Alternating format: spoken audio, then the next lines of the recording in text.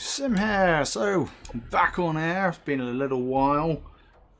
So Black Ops Modern Warfare 2. Woo! Yes, but I do want to talk about Black Ops 4 and all those rumours in this stream and get your guys' take on all the rumours and stuff and the madness. I have had a couple of games so far, and the hit detection and stuff isn't super duper, but it is a very old game. It's definitely a lot more campier compared to Call of Duty 4 by miles. So out of Modern Warfare's, this was my least favourite one out of all of them. Call of Duty 4, Modern Warfare 2 and Modern Warfare 3. I don't know the maps that well. It does come back from me. Come on. No.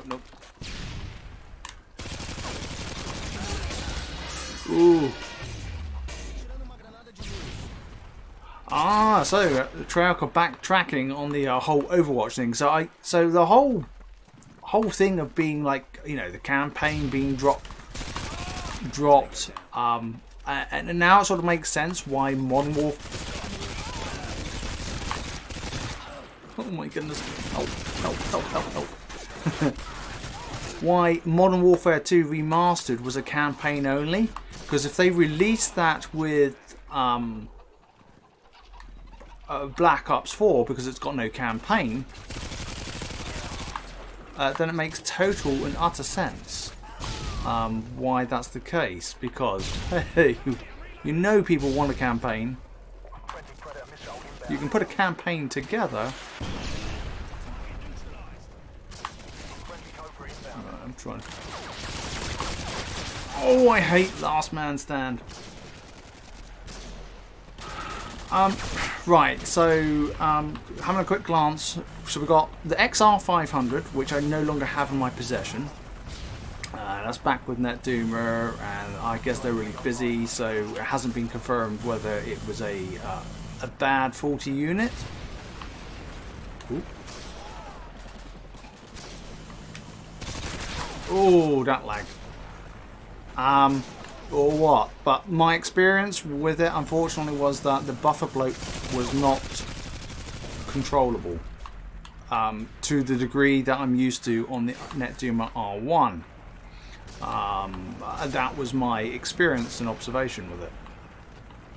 Unfortunately, I do like the NetDuma R1, and obviously, unfortunately, the Duma OS for the R1 got delayed due to legal reasons. But the good news is that where they've been saying before, hey, you can't roll back to the original NetDuma R1 code. Get indoors, quick. Cool, that was close. You now will be able to roll back. So let's say that the Duma OS buffer bloat code is NAF, which means not good. For example, there's something really wrong with the hit detection on this. You can see that I shot an absolute ton of bullets into these dudes, they just don't die. So it's just not right. I've had to unload like 2/3 of a clip into enemies before to kill. And it's just like, what's going on? I just cannot kill them.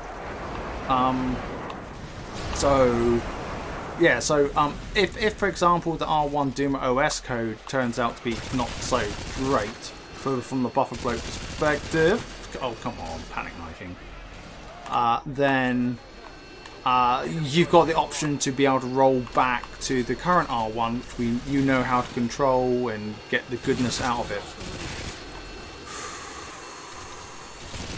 This Mercedes freak's killing me, literally.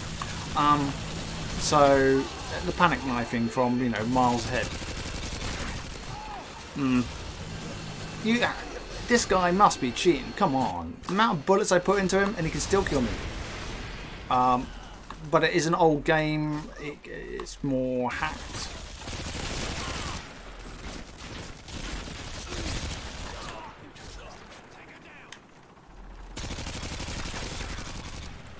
Some of them at least I can kill, thankfully.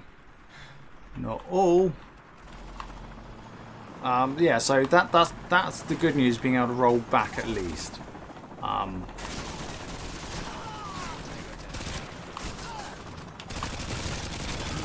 Yay! Oh.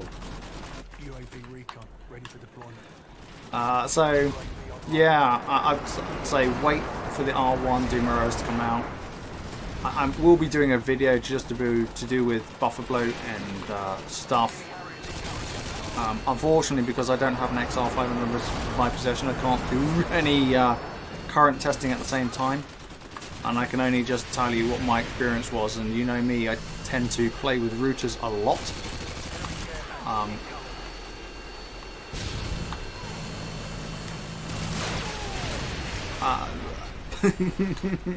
So I'm hoping that answers your the question. I'd say wait. Oh, my aim is off there for sure.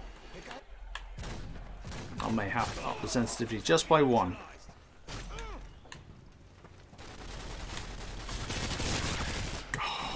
Or down by 1. I have no idea what it is on. It's on 3 right now, apparently.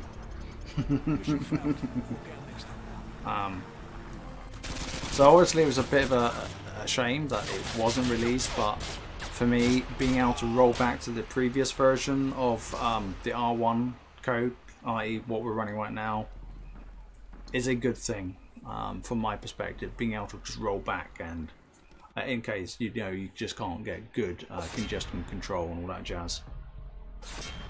I struggled on the XR500 to get my pings below 30 milliseconds when doing buffer bloat testing, but on the R1 between 8 to 10 milliseconds typically. When Duma OS? Good question.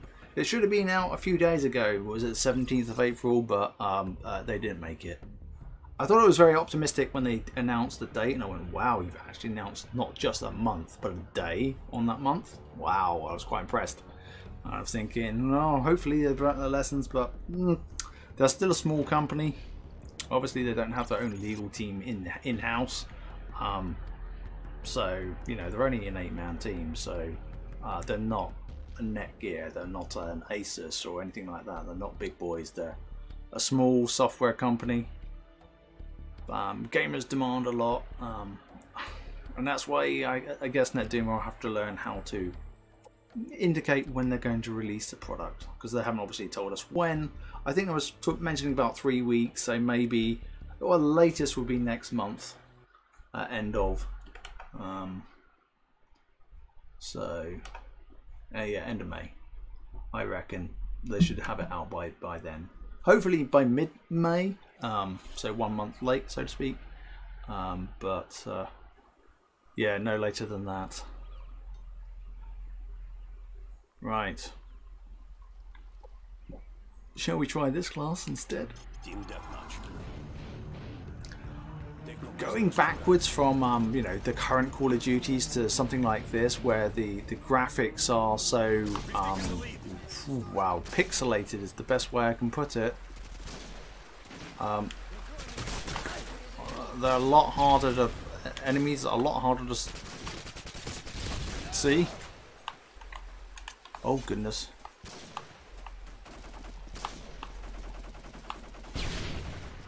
I'm trying to figure out where these guys are. My memory on these maps are a little bit rusty, and I never knew the spawns. I'm just hoping they're going to be still shooting from the same rough area. There he is. Aww. I got all the way around to flanking, and didn't get there. Well, there's one. Is there 2 or just the 1?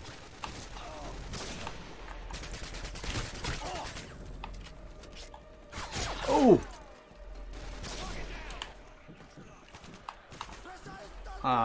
So yeah, my eyesight isn't exactly superb, but I do struggle to see stuff in this older game. I find just best to every so often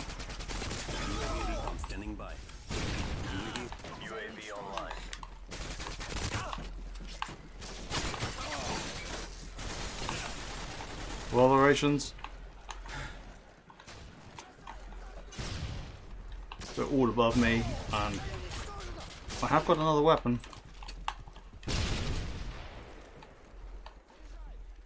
Waiting for him to push me or grenade me.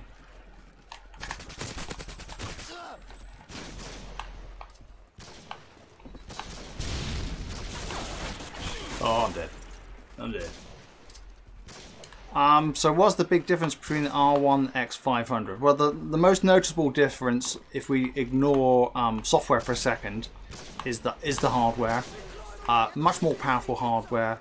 It's got 5 GHz Wi-Fi and your 2.4 GHz Wi-Fi, and I have to say the Wi-Fi on that hardware is very impressive. Best I've seen. The R1 only has a 2.4 GHz Wi-Fi, but if you have a 5 GHz Wi-Fi router, you can just connect it up to the R1, and hey presto. So the main difference right now between the R1 and the XR500 is NetDuma OS. That's what's going to be interesting though from the NetDuma OS perspective, because the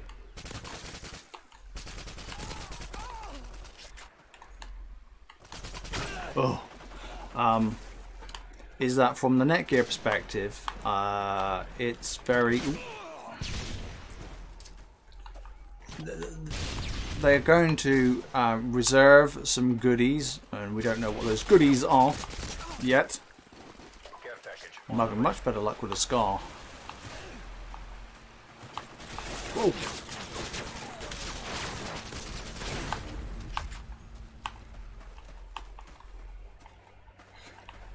So yeah, so NetDuma OS is going to get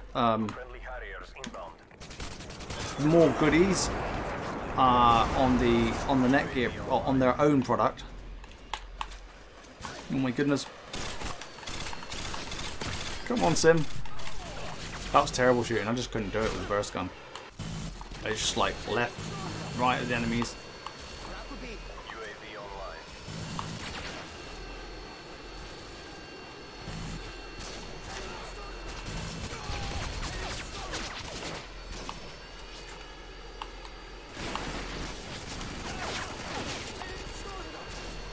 Serious concentration here for a second.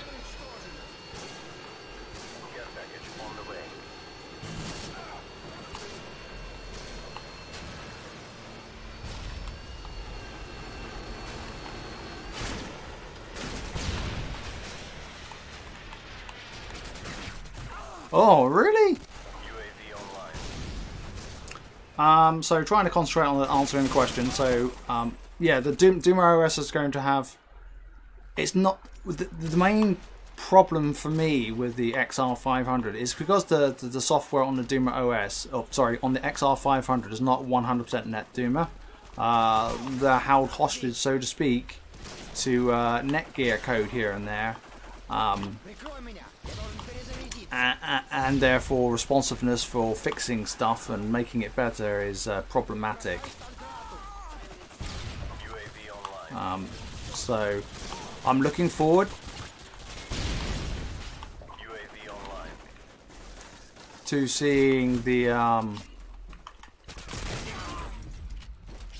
you have to be campy, real campy here. Right, can I run around this way? Yes, I can. Yeah, so I'm hoping that's gonna answer the question, even though sometimes I have to exit out back to a what do you call it? Like not gaming when I'm having to seriously concentrate because I do terrible. Sometimes I'm terrible at doing the whole speaking and killing point of view. Whoa, that was close. Well, that wasn't too bad. Yes, so as Big Dog's saying, because I have covered it in my my what do you call it? NetDuma OS guide for the XR500. Some basic on the hardware. So basically, the XR500 has a quad-core system-on-chip network processor. The Netgear official you know, pamphlets and all that sort of stuff will say it's a dual core processor. What you find is that they've got two sets of dual core processors. They've got ones that are at 800 megahertz that deal with low level network traffic, and then you've got two 1.7 gigahertz dual core stuff to do all the other fancy stuff, i.e. like geo-filtering and buffer bloat and deep packet inspection.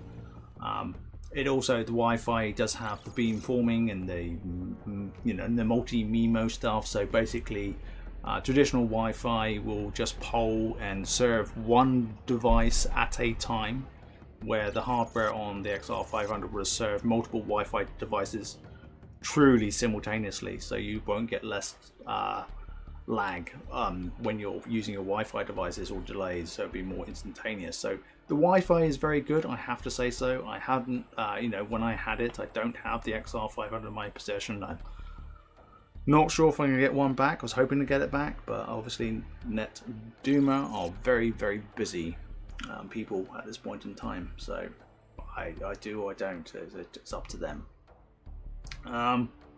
So the R1 has only got like I think it's a 600 megahertz processor. It's very weak in comparison. So therefore the automatic deep packet inspection will definitely not be on the R1. But you know, typically you're going to be controlling the buffer bloat when you want to switch it on and off. So I expect there to be the enable it on or just turn it off type toggle buttons, with no automatic mode that there is on the XR500. So I expect the NetDuma software that's going to be 100% on the R1 to be pretty slick, because you don't have it having to work in harmony, so to speak, with the Netgear firmware, because it's not truly just 100% Duma OS. It's Netgear software with Duma OS sitting on top. So I'm expecting reliability and performance to be much more stable and, you know, reliable and all that jazz. So I'm expecting good things from the R1, and hopefully at some point later on the R2 will come out, which will have the 5 gigahertz Wi-Fi. They just got to get their, you know, the R1 out first. But the XR500 does have excellent Wi-Fi, all 4 corners of the house, upstairs and downstairs. It covers for both the 2.4 gigahertz and the 5 gigahertz. Team deathmatch.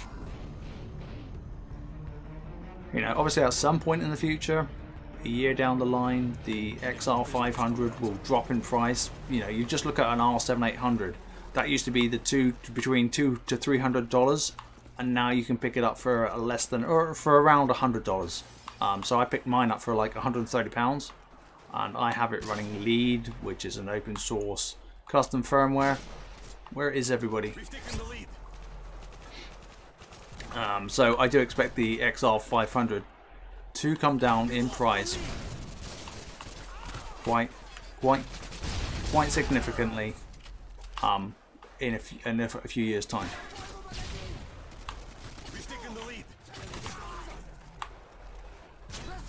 Whoa! Botherations.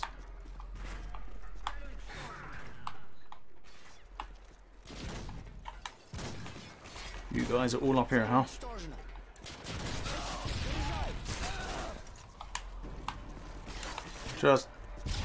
I really don't know these maps that well. I haven't played them for years, literally.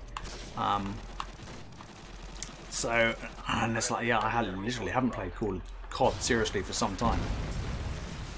But it feels a bit slow. So how much is the XR500? So in the UK it's around £250. US wise I think it's around the $300 mark. So it's quite expensive. It really is very expensive. So you have to ask yourself, oh my god, do you really need it? In the sense of, if you don't have 5 gigahertz Wi-Fi or 2.4 gigahertz Wi-Fi, oh well, mainly you won't have it's the 5 gigahertz Wi-Fi really. But the main thing I would say for most people, because it is a very expensive router, it is very expensive, but it's a Nighthawk. But I had problems with it.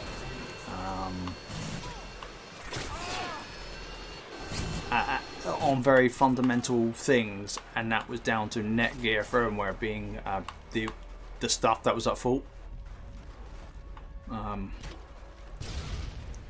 So that for me, from a software developer perspective, not having the ability to control your firmware properly, because you're sort of like held hostage to Netgear firmware, which is, oh my goodness, I just can't get on the target here. Let's should we try 4? Try 4 and see what happens. And otherwise we go down to 2 maybe. I can't quite lock onto people at the moment. It's quite annoying. Ugh, dark.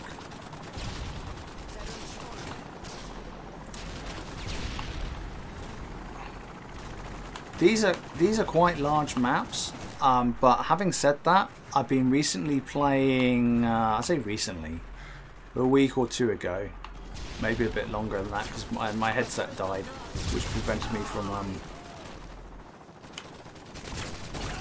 but I was a bit more on target.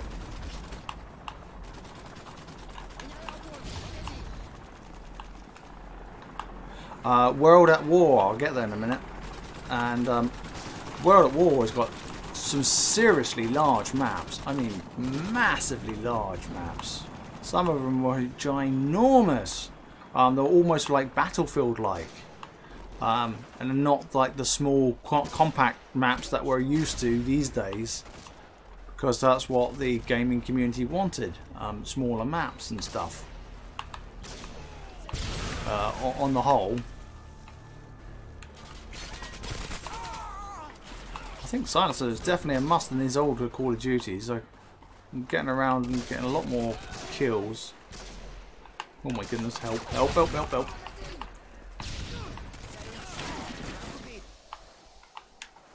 Care package on the way.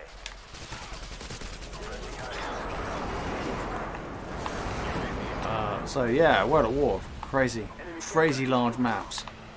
And I'm not sure about the flow of this map. I'm really rusty. Oh, I want a grenade and I don't have a grenade. The enemy is coming to radar. Care package on the way. Enemy UAV spotted.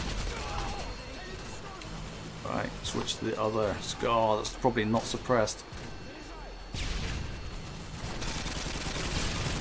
Come on. That's a lot of bullets to take out an enemy. So people say like World War II, Modern Warfare 2 has excellent hit detection. I don't know. I don't know if I can agree with that. You can see it here where I'm having to open 2/3 of a clip on an enemy to kill him. So I hope that answered the question.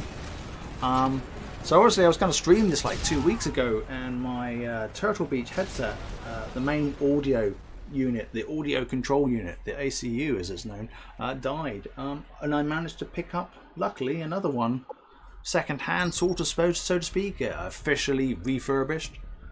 So the headset back in the day would cost around like £250.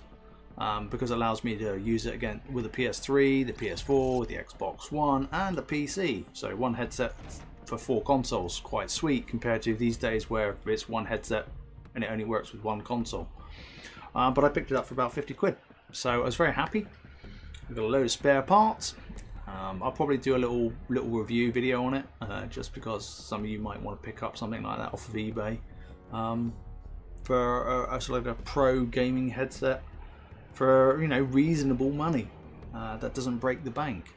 So what about Black Ops 4, guys? The whole rumors and stuff, obviously no campaign. So I was mentioning earlier, it made sense why Modern Warfare 2 Remastered was going to get released as just a campaign and no multiplayer like you're seeing right now with upgraded graphics, because it's like, well, we don't have a Black Ops 4 campaign, how are we going to keep our gaming community happy? Include a Modern Warfare 2 Remastered bundle with it, maybe?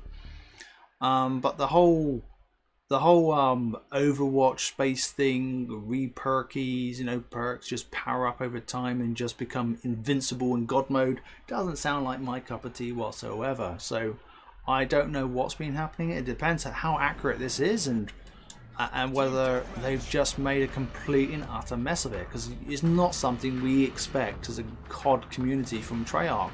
Treyarch are normally fairly on it, but you know, have they completely lost the plot? I don't know, because it doesn't sound right. It's not. It's definitely not for me. Oh, come on. Oh my goodness. Oh yes, so I'm not really a battle royale mode person. I have got PUBG. I've played it a little bit.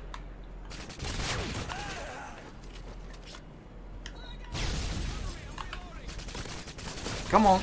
There you go. Oh my goodness. So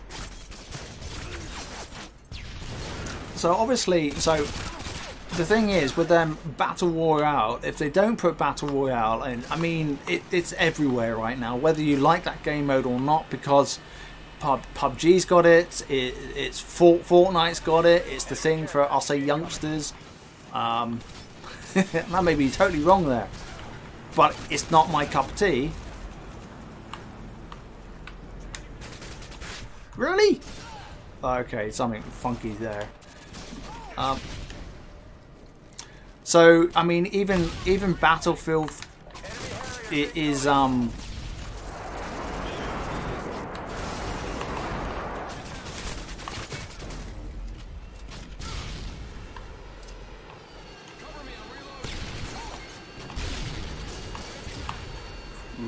the regions. Oh no! So so much concentration there. So Battlefield 4, the next Call of Duty, Black Ops 4 is going to have a battle royale mode. I mean, they just have to, because if they want people to buy it. Oh, it doesn't have that game mode. Well, I won't buy it, because that seems to be the flavour of the month, and therefore that's what they're going to go and buy. So they have to include it in the game mode. Simple as that. And unfortunately, it'd be nice if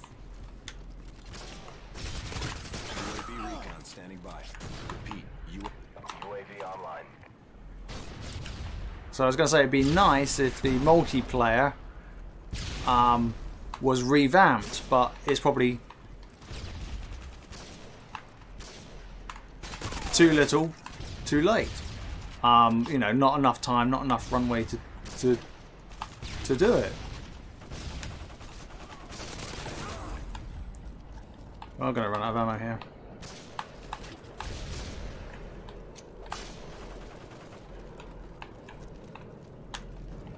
Heads up, enemy UAV spotted.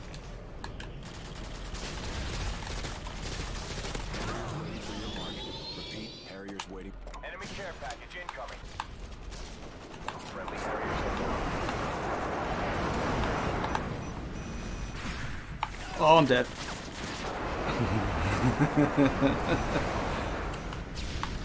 Oh dear. So yeah, so dear. My train of thought. So much concentration there. So what? So ideally, I'd like to see the multiplayer revamped and all done and dusted. But in reality, that's just not going to be the case.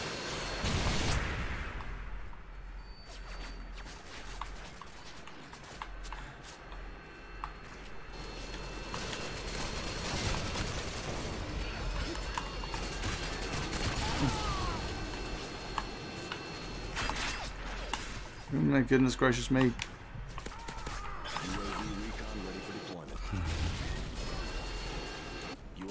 So I'll get my thoughts out there in a minute. Now I'll probably have to drop to a lobby just to be able to get my thoughts together, because I can't do it. I can't play this game and do it at the moment, unfortunately. Not enough coffee for today, I guess. And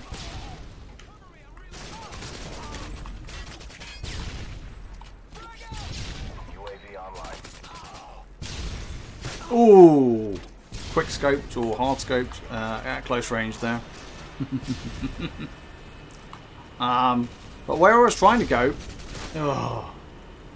is that the multiplayer, we all know that they struggle to get multiplayer to work, you know, in ordinary 6v6, let alone like, shall we say,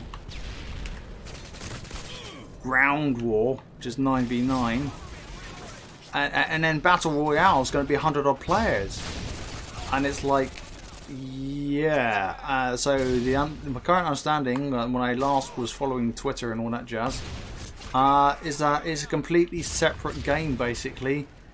Different brand new netcode and everything, and I think Ravensoft are doing it. So it was like, oh, you missed an opportunity. You could have completely revamped the multiplayer code, rewritten the engine, and had a really good Call of Duty from a multiplayer perspective, and not a rehashed multiplayer code that is 10 plus years old. It's based on this kind of Call of Duty Modern Warfare 2 kind of code and stuff. Oh, I've really got to get rid of that thing and change it over for a grenade.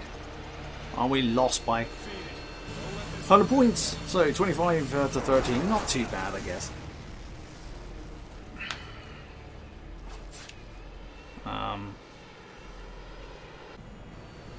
So yeah, so I hope back in the old days when we only had 2 developers, you would only have a 1-year cycle. So in that traditional 1 year, you would have plenty of time to go and develop your next game, and therefore I guess you wouldn't see so much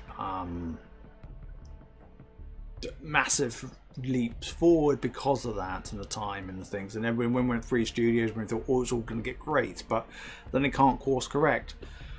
But if they changed back in the beginning of the year, after the whole test play where everybody said this is crap, this is not Call of Duty, we don't want to play this, then they went, oh shit, we've really mucked this one up, we're gonna have to go back to drawing boards and stuff. And obviously they've been having some panics because I mean, traditional Call of Duty should be boots on the ground, no jetpacks, and none of this hero character type BS where you just get killed because somebody's just running around stayed alive and their meter's charged and they can just take you out.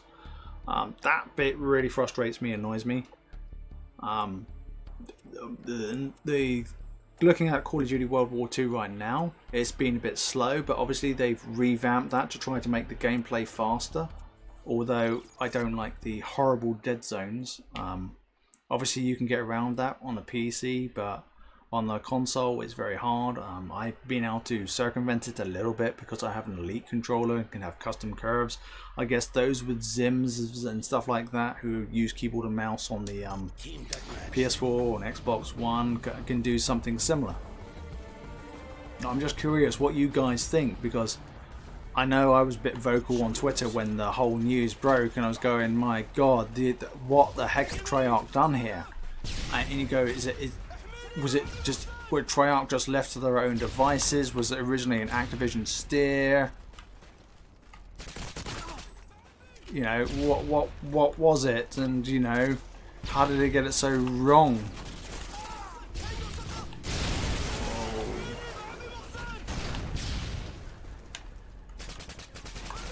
I'm really struggling to get him. Oh, right, good, you finished him off. So it's like, you know, normally, oh my goodness, normally you can rely on Treyarch carrying Call of Duty. They have managed to with Black Ops 2 and Black Ops 3, you know. But yeah, but all the rumours and the stuff that's coming out for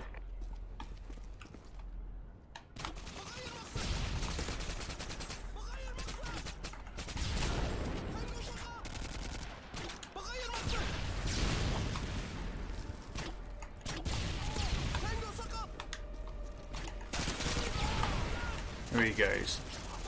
So yeah, I just wonder what they've been doing. Because, you know, if they'd gone back to, like, you know, space jumping and hero stuff and Overwatch, you know, kind of stuff, then they could have just completely and utterly killed Call of Duty and it would be dead forever. And it's like, okay, what's Sim going to play now? I think Battlefield. Oh, I didn't see you there. You were reloading on the ground. So, yeah, I mean, if they really muck it up to that degree, oh my goodness, it could be where I'm going. I could be going back to...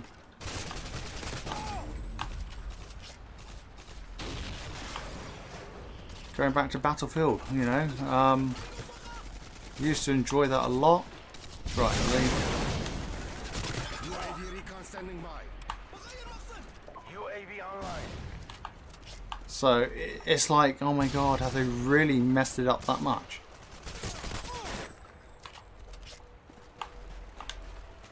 Oh my god.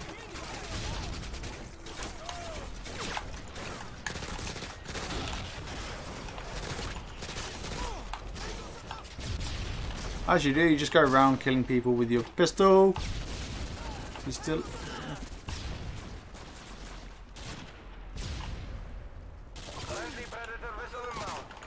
Oh, I ran out of bullets.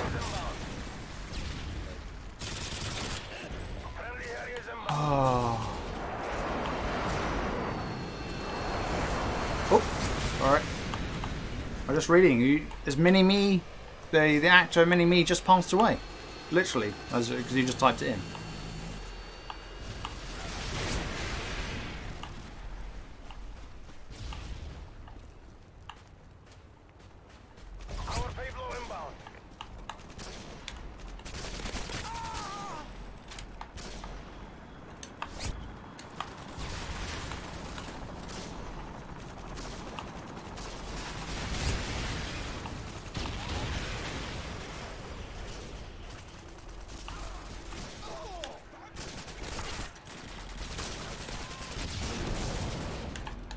Wee whizzy. Come on, Sim. I'm dead. Wow, he's only 49. Wow.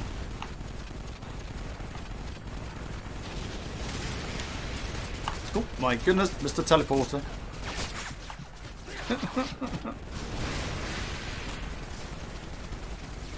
Yeah, so going back to the whole Battle Royale, it's going to be a completely brand new game code. It has to be, because the current multiplayer engine just can't cope. Can't do it.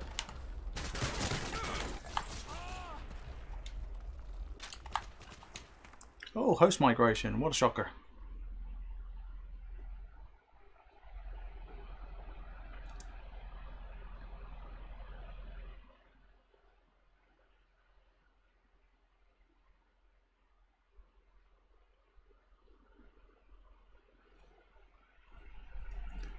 So it's certainly going to be interesting to see the R2 when it eventually comes out. I'm hoping that the R2 comes out towards the end of this year, but we'll just have to wait and see.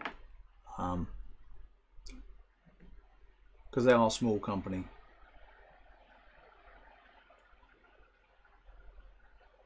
Yeah, so I'm just scrolling through to make sure I haven't missed anything. Is the forcing a backwards compatibility feature going to use up all memory with its partition? It depends how they're going to implement it. It really does. It looks like this host migration is going to fail. I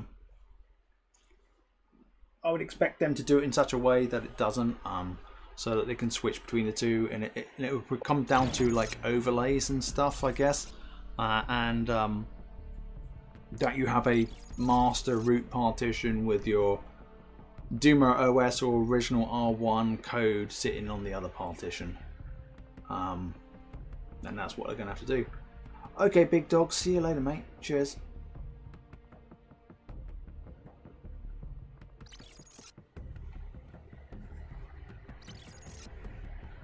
You're all scared of me, they're all backing out.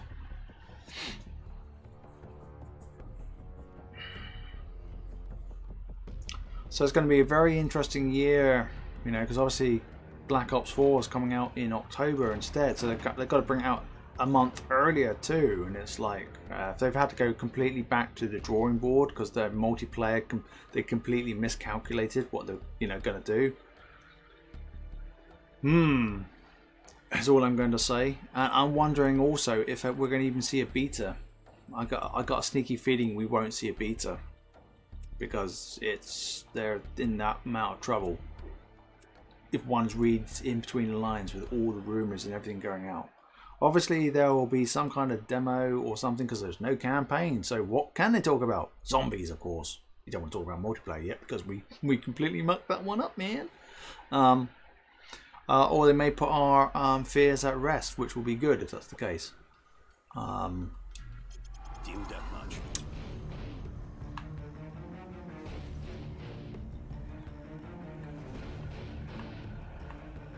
Take no prisoners, comrades.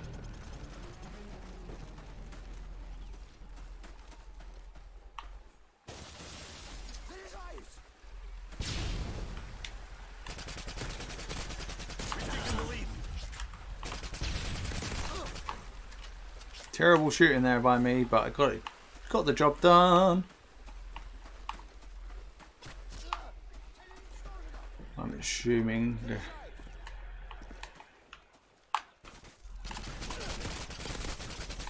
Your UAV recon is standing by. UAV online. Oh, I'm nearly out of ammo, man.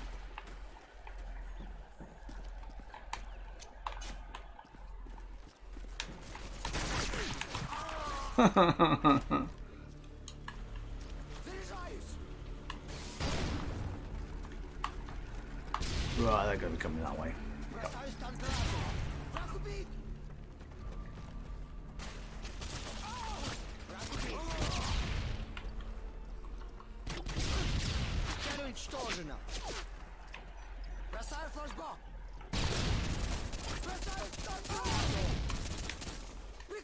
Whoa!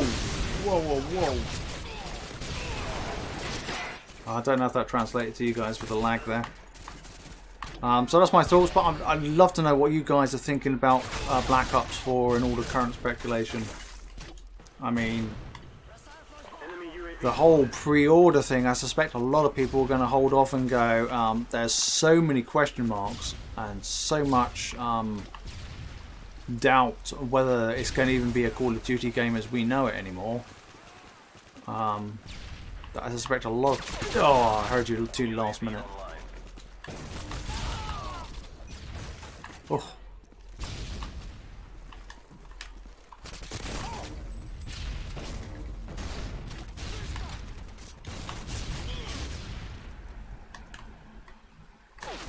Nope. Nope. Nope. Nope.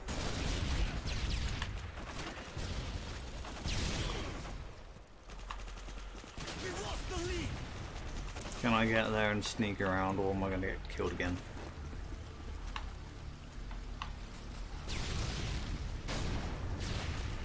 We've taken the lead. Oof. That was so lucky.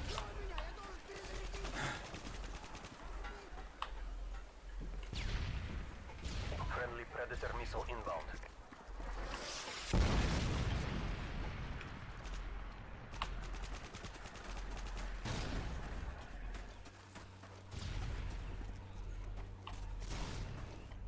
Ooh.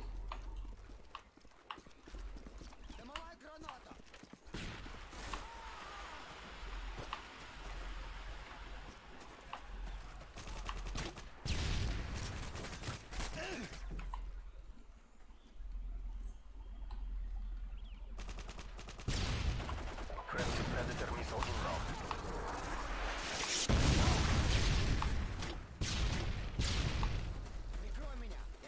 Friendly Harriers inbound.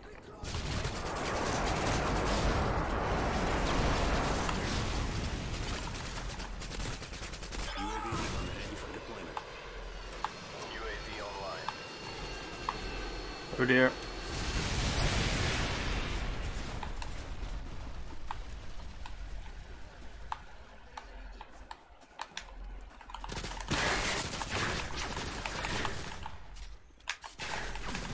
Oh,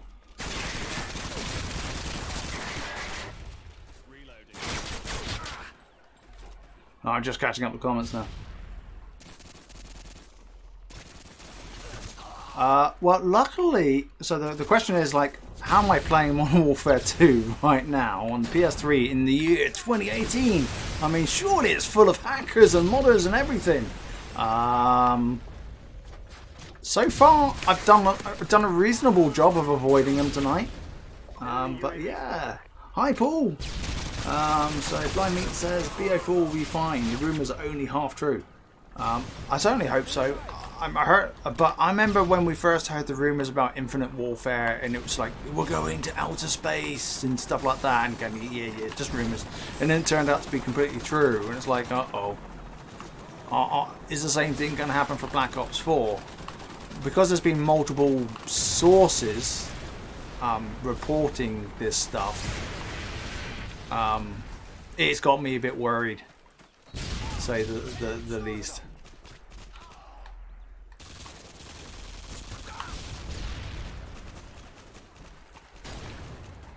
Chasey. Where do you go? You up there? I don't know.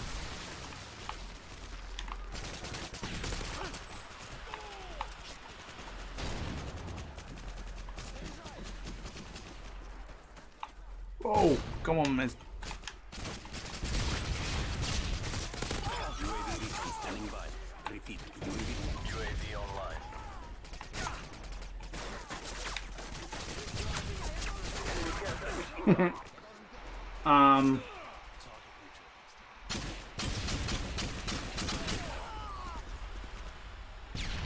I wouldn't consider, if you're head glitching, so the question about head glitching, would I consider it camping? If I was here all day doing this, then yes, you could say I was camping.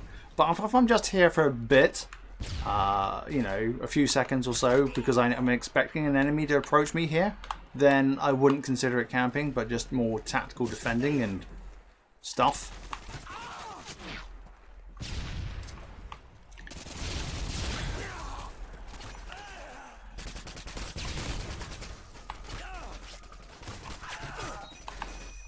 Oh, I got Grey, got me.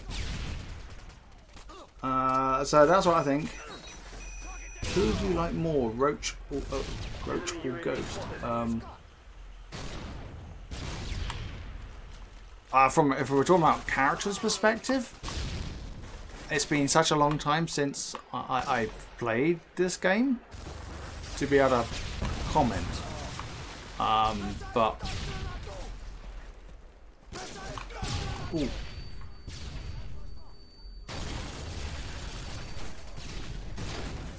The one thing I can certainly say about this, really, now this is campy. He's just here, and this is very good head glitching, but I couldn't shoot him. I was shooting straight at him, but none of the bullets registered. So you know, it might be one of those games where it's just, oh, we won at least, but I didn't do that well.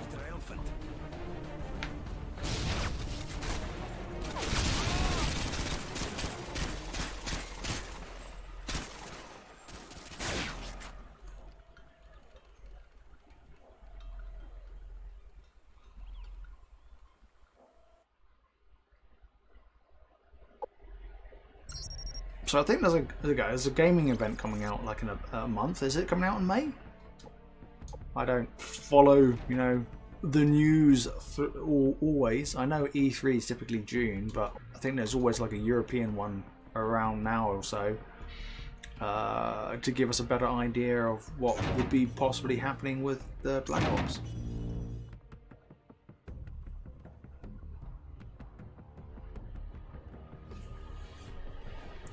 Oh yes, let's see. Where is it? We can throw this one, can't we? I think we can.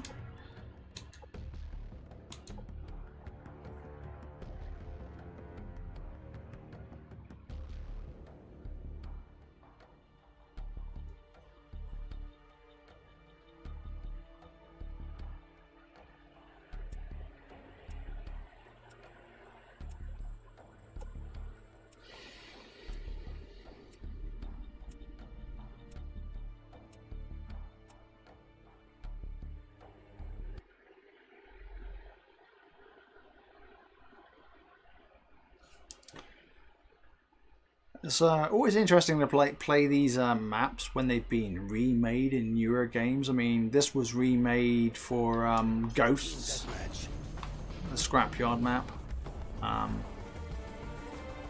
Just like Afghan was remade, and Terminal's been remade so many times, just like Nuketown. It's just like, you've got to be kidding me, man.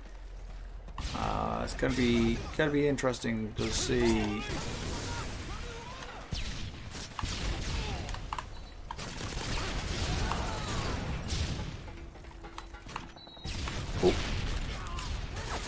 Oh dear, I reloaded at the wrong time, man.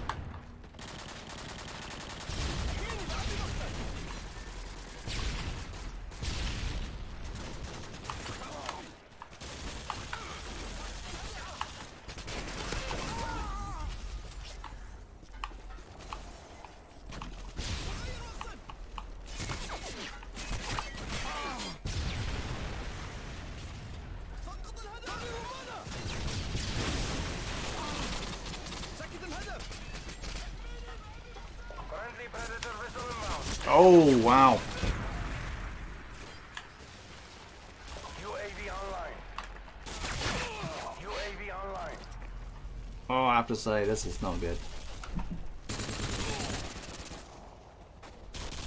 Friendly Harriers inbound.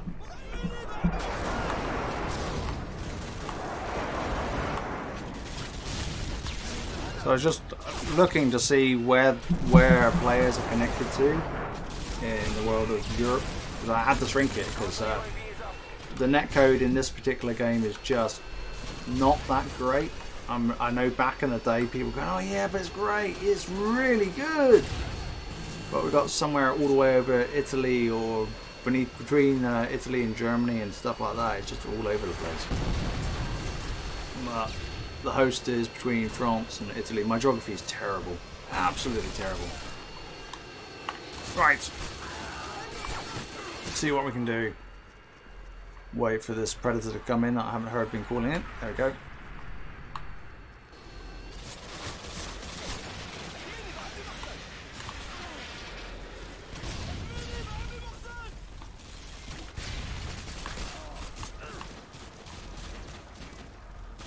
Oh, this is so bad right now. This lag. Oh my god, you can see the connection.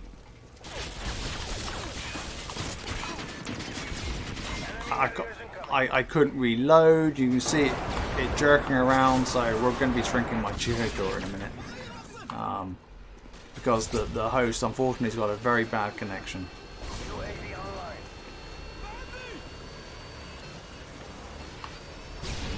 And I couldn't reload my weapon a minute ago, and then you saw the complete...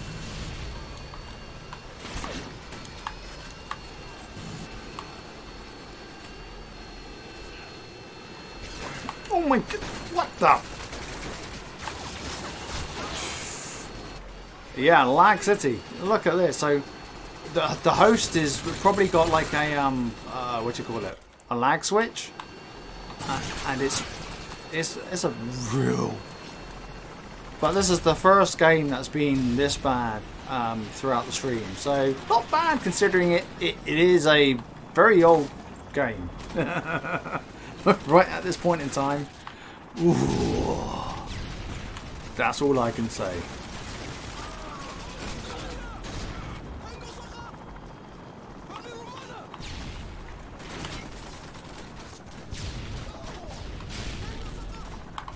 Oh, goodness. Oh, come on. They're cheating scumbags here. So I'm going to pull me out of this when I can actually leave. I don't care that I've lost my format. That was just, oh my god, that was bad. That was unplayable.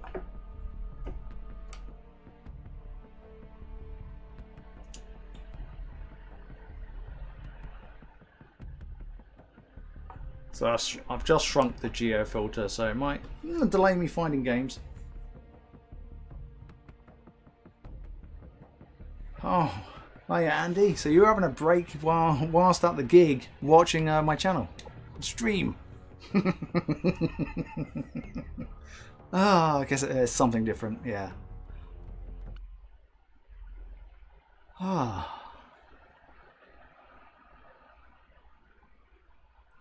So Modern Warfare 2 is one of those games. Hi Project and hello Voodoo. So Modern Warfare 2 was one of those games for me that's like I really had very mixed feelings with it. Because of the, oh my god, we're Lag City again. And you can see purple names and stuff, so this possibly is hacked. So why are we connected? So we're changing out of this lobby as well.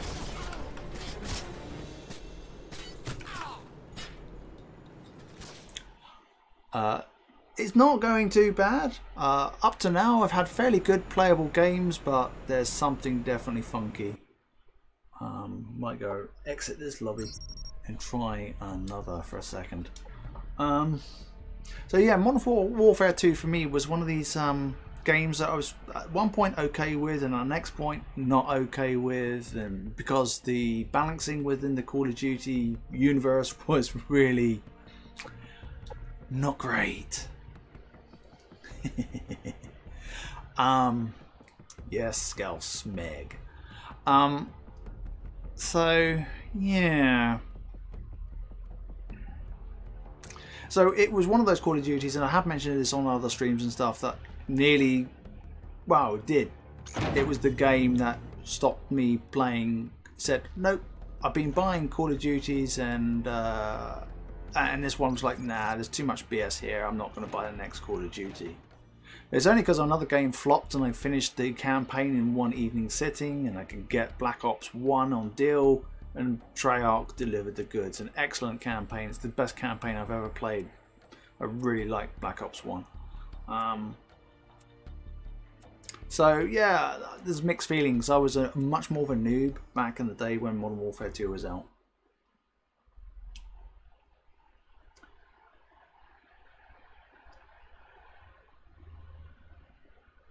So Mark's been enjoying his XR500, getting a 42 kill streak and a V2 on the map shipment.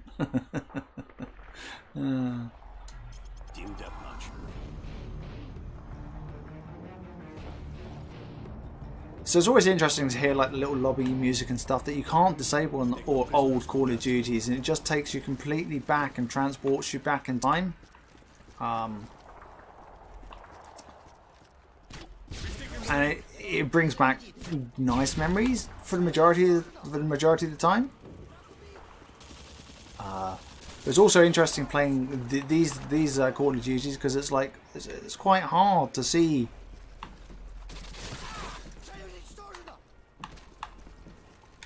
I can hear footsteps all over the place, and I'm trying to figure out where they are.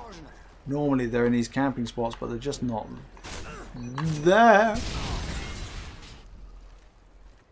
No, Project, I do not have the XR500 back. It's with NetDuma. It's been there for, I don't know, 2 months. So, yeah.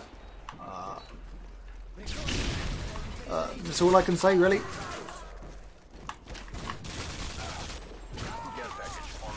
I'll try and get myself a kill in a minute.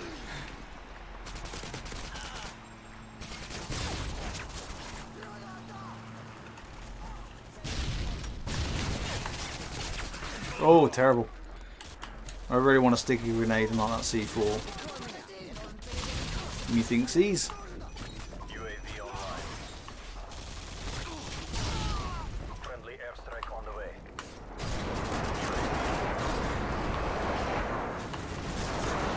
Oh, too late. So, yeah, unfortunately, no XR500, so I can't give any more testing and stuff at that point in time.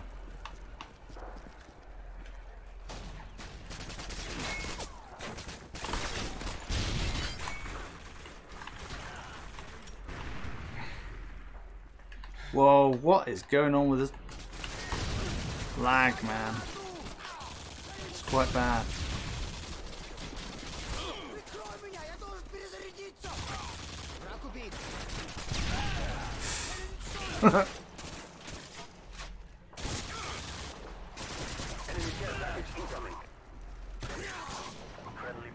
Yeah, so for a little bit of occasional fun, this game is okay. if you're playing it for longer sessions, then the game balance and BS that goes with it, not so fun. Definitely not so fun.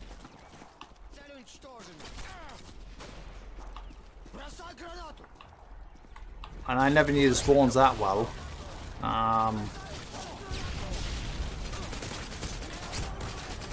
Death streaks and stuff. Well, I'm nearly out of ammo.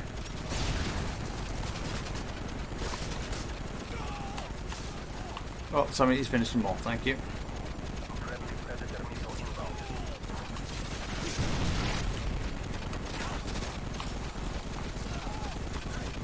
Really? I don't really want the intervention, but hey.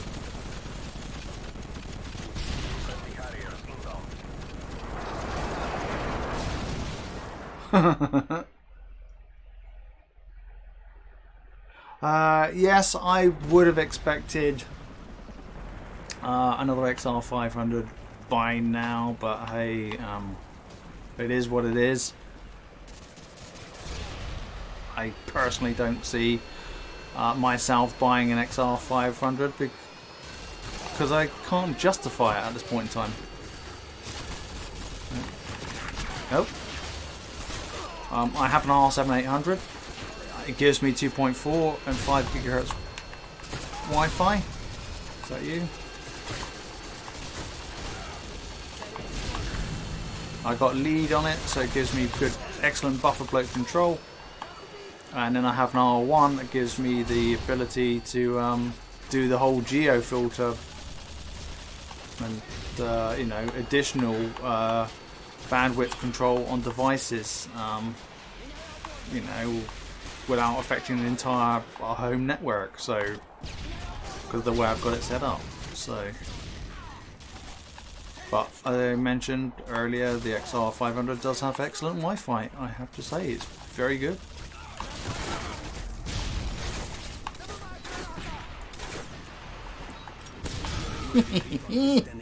Got a kill. UAV online.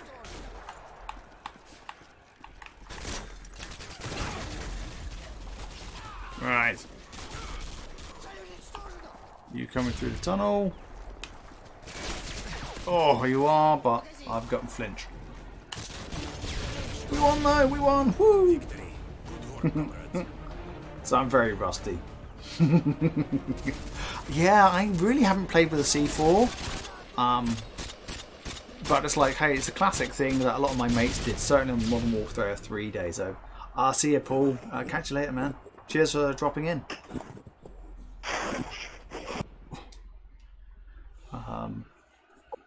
So yeah, I thought, hey, let's just put a C4 on. Oh yeah, and I got the most C4 kills. Sweet. All right, need to mute you. Rust, everybody's favourite map. I mean, they haven't quite remade all of these maps yet, but they've done a good job. 4 maps I'm counting so far that have been remade. This one's been remade in for Infinity. I can never get it right. Infinite Warfare. Although they had to expand the map out because of the whole, you know, boost jumping, all that jazz. We've had Terminal. We've had Shipyard, if I got the name right, and the other one that escapes me. Afghan. Hello, it's Laggy. How are you doing?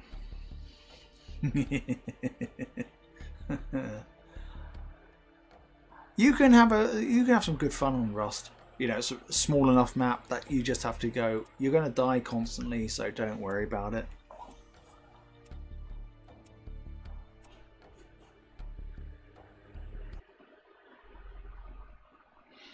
So I think I got a UMP45 class, so I'll probably put that on.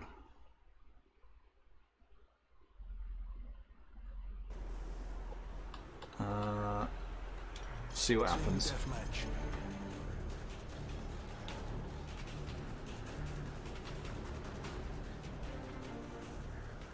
Let's do this.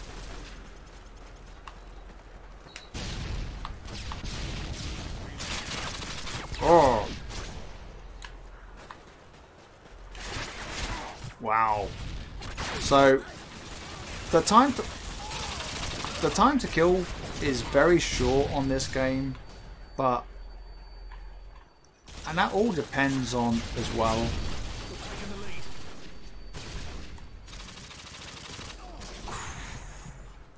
On how well the netcode is deciding to work.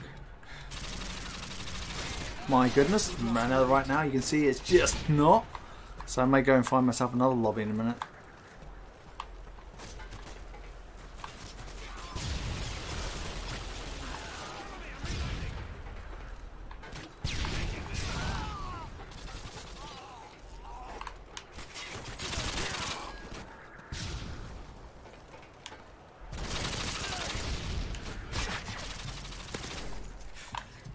Oh.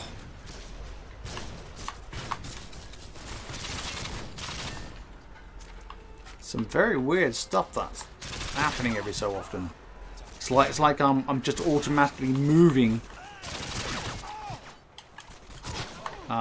Like very funky aim assist where Enemy Harriers incoming.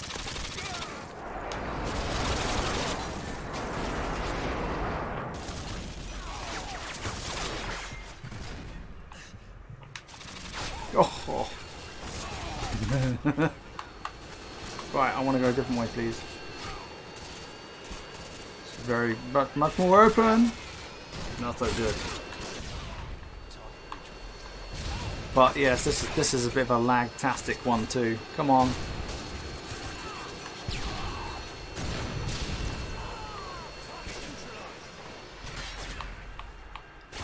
Oh. Might. Well, it says TAR, but it's not a TAR. It's still the UMP-45.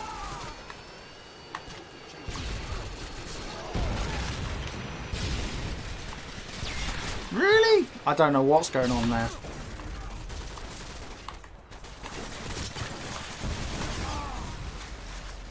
Some very weird laggy stuff.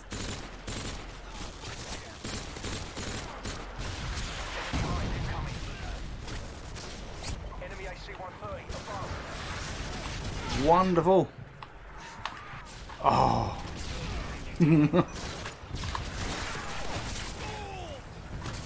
Oh my god, I really worry when I'm playing this badly, but I'm still somehow leading the leaderboard on our side.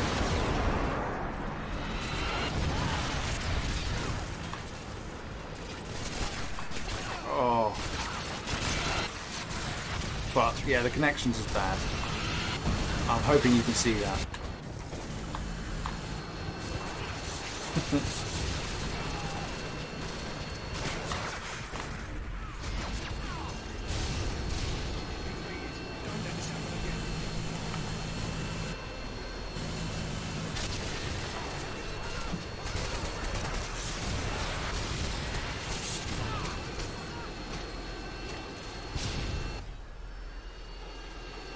So this game can be pretty hit and miss these days. You can get some reasonable games where the connection is reasonable-ish, and then you get other games where it's just all over the place. The game world update is just not right, and therefore you're just teleporting across the map.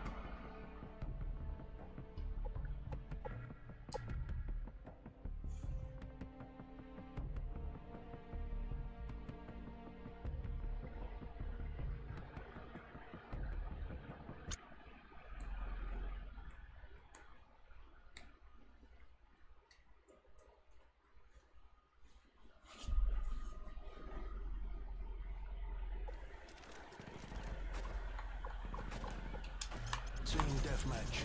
Oh, we're on a hack lobby, man.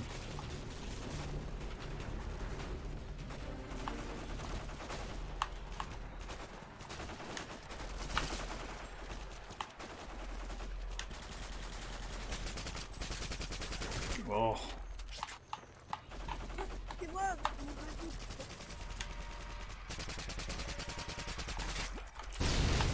Oh, we're all enemies against enemies, and nobody can shoot each other. Yeah.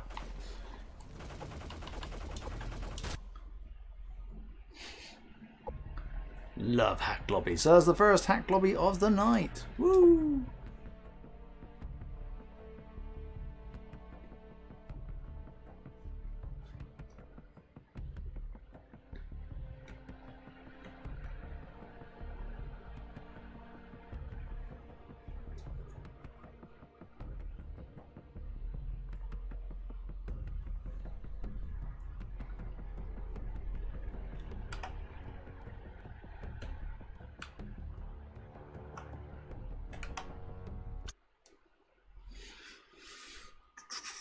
Underpass. Don't think we played it tonight.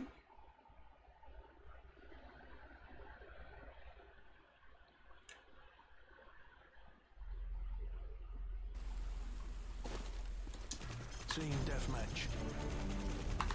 Let's do this.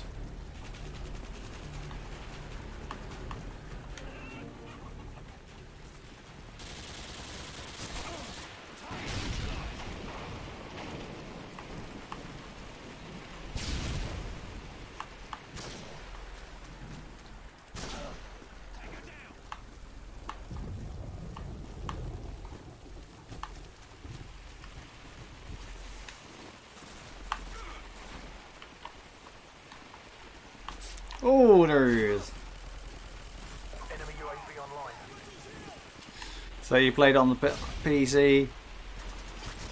It's the PlayStation Network really showing its age here for sure. But oh, it's just so hit and miss.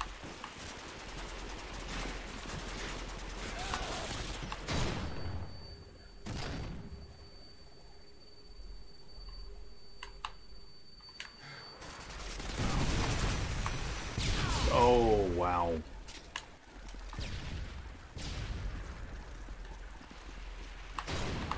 What's interesting is you do so weird things when you get flashed and stuff.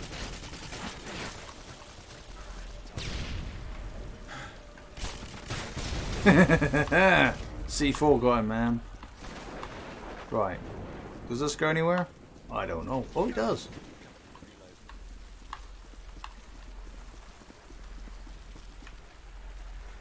No, just a little bit of a window. Enemy emergency airdrop incoming. Enemy care package incoming.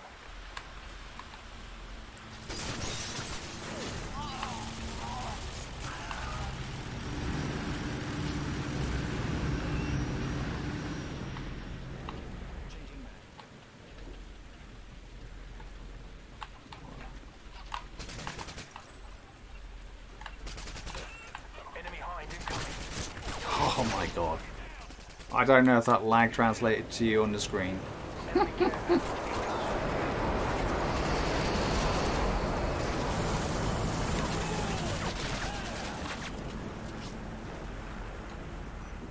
It's the old bling, eh? Whoa.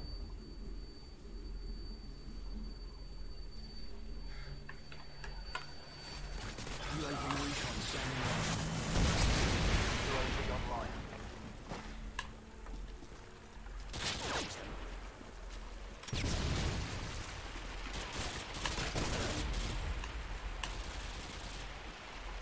I quite like the ACR.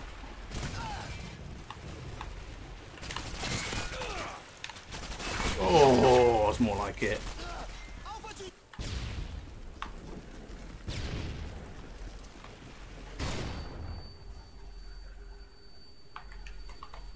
Oh, so lucky there.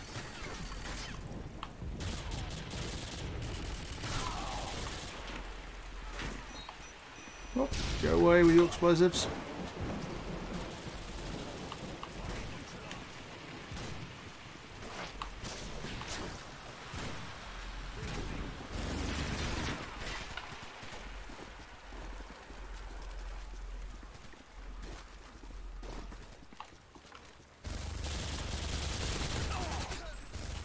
Sometimes you just got to be like stationary and just wait for see a pixel move UAV recon ready for deployment. for these older games. That's what I find really.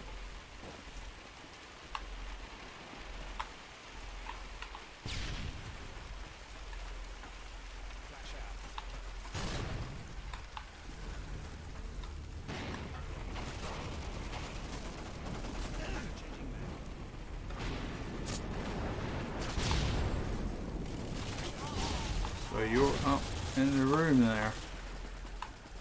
One of my teammates gonna get killed. Oh, he's moved.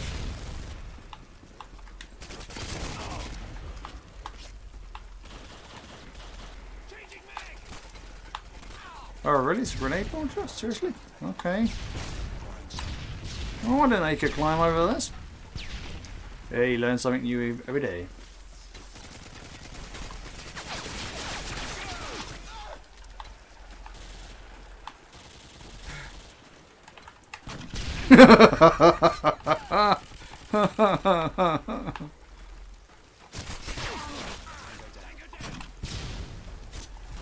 Oh goodness gracious me, got no ammo.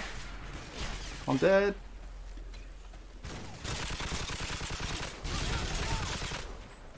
So on the PC you can get more better dedicated server connections and no peer-to-peer BS, eh? Enemy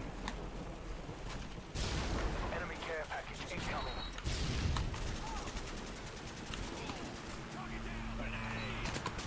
Oh, it's a gun. Heads up. Enemy UAV spotted. Excuse the what?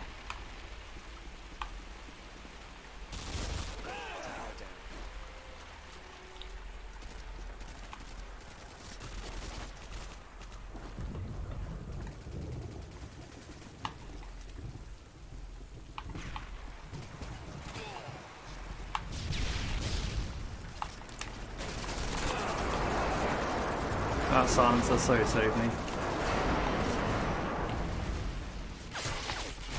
Uh-oh. I'm dead. Mission failed. We'll get them next time.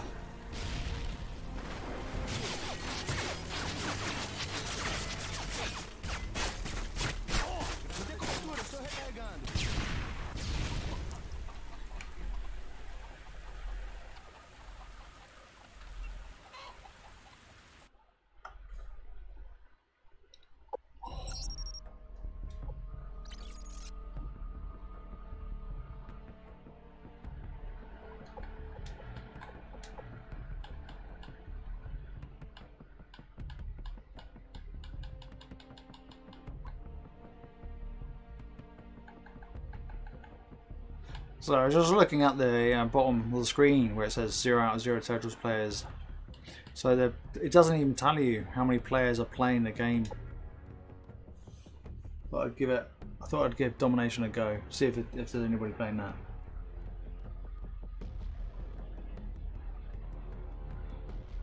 Hi Sicario, welcome to the stream.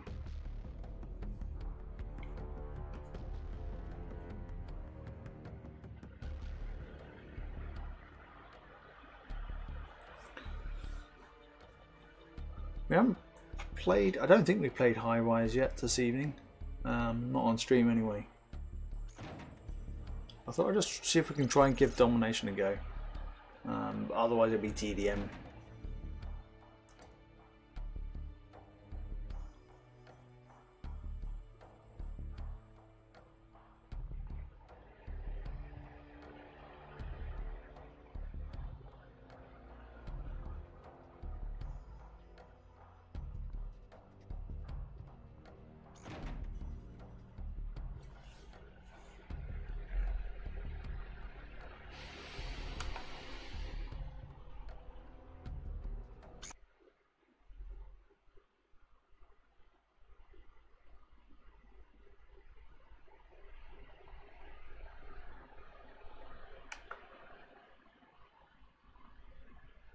Yes, Sky, I'm playing this on the PS3, so good old fat, the original. And, Domination. oh, Domination, yeah, goody goody. Capture the objectives. Right, B's are right so and so, so I want to try and, if I can. Securing B. Charlie secure. Get B, because it's a right so and so to, B secure. get.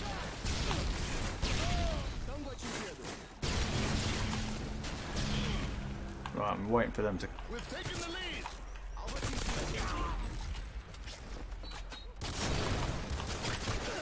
Sort of camping B4 at the moment. Depending on your, you know, how. Oh, somebody's on the roof. UAV online.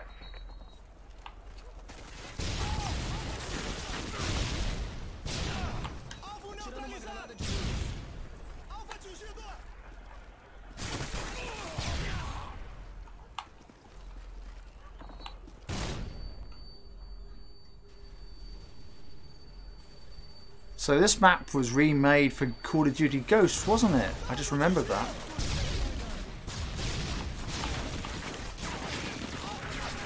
Oh, you're up there. So, yeah, the amount of Modern Warfare 2 maps that have been remade is ridiculous. Oh, okay, we're losing C. No, we're not really. They just ran through it.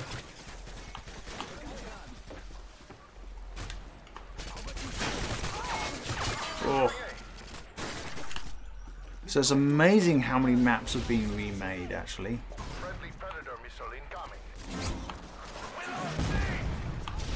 Okay, so lost C, but not B. Good.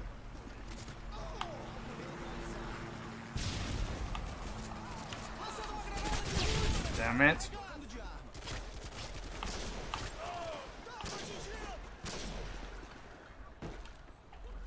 Friendly Predator missile incoming.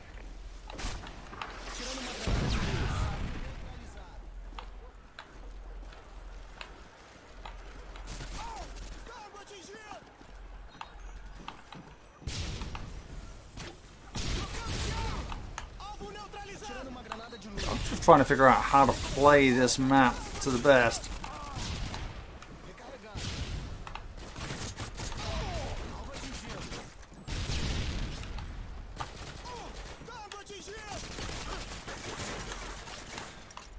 UAV online.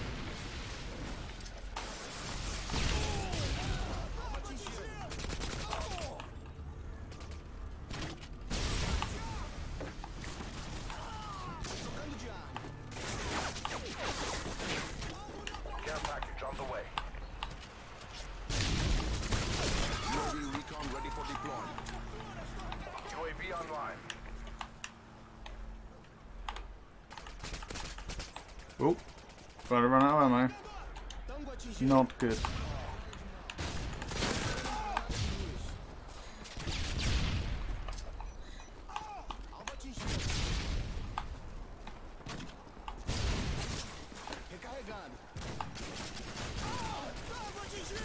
Our payload inbound. Yep.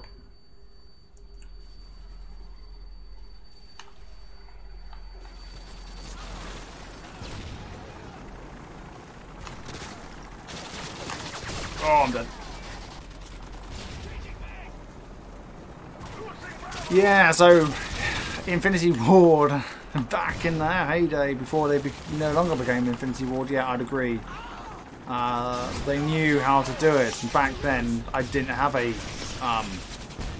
qualm about Infinity Ward or Treyarch, but as Infinity Ward, you know, got diluted and all that jazz, and was no longer Infinity Ward because, you know, they completely broke up, you know. All positions locked down. Hold your positions. Dropping Charlie. Ooh.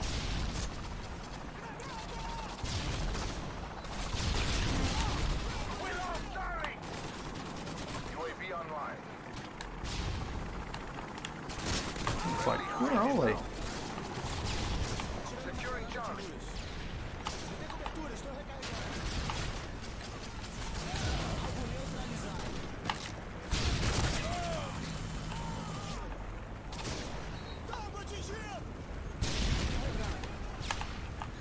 Ooh. Hey, Master Shinobi. How you doing, man? Welcome to the stream. I'm just glad to be back on the stream. I'm a bit rusty to say the least, but hey, that's cool. UAV online.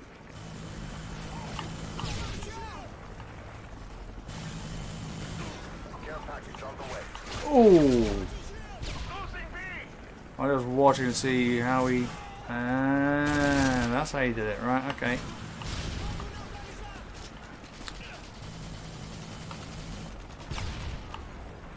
Oh, I don't want to go up here, really. UAV online.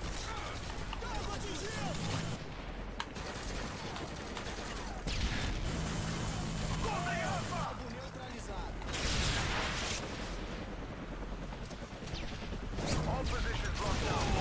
Having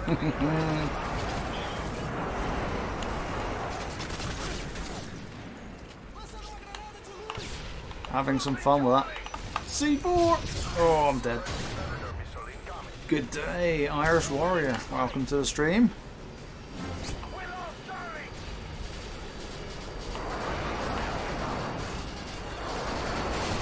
Seriously? Akimbo pistols.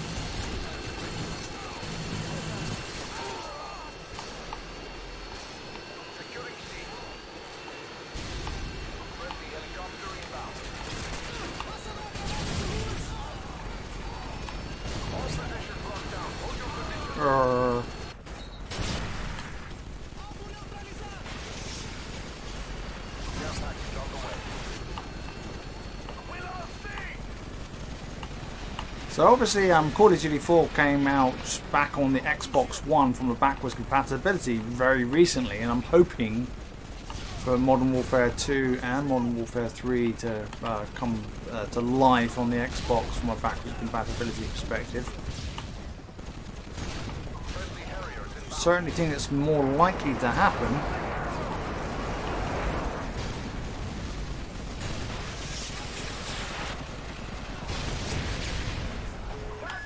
Somebody's got a nuke, eh? It certainly ain't me.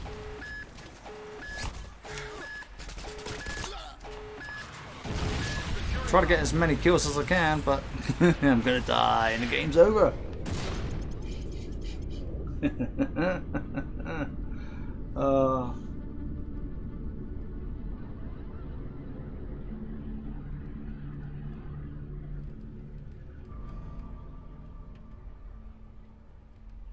Interesting. Looking back at the scoreboard for an old Call of Duty, it doesn't show like captures and defends or anything like that. It's just kills, deaths and assists.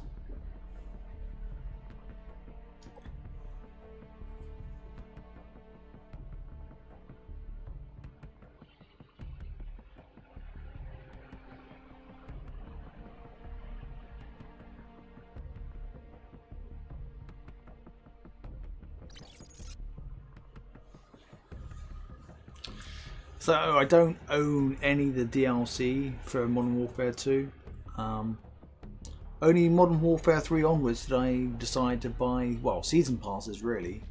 I did go back and get DLC for Black Ops 1, and we're talking about PS3 here obviously, because it was on offer, and at that time I'd been playing with a clan for a year or so, and I went, oh, okay, Black Ops 1 DLC's on offer, I'll go and get it. And that's what I did.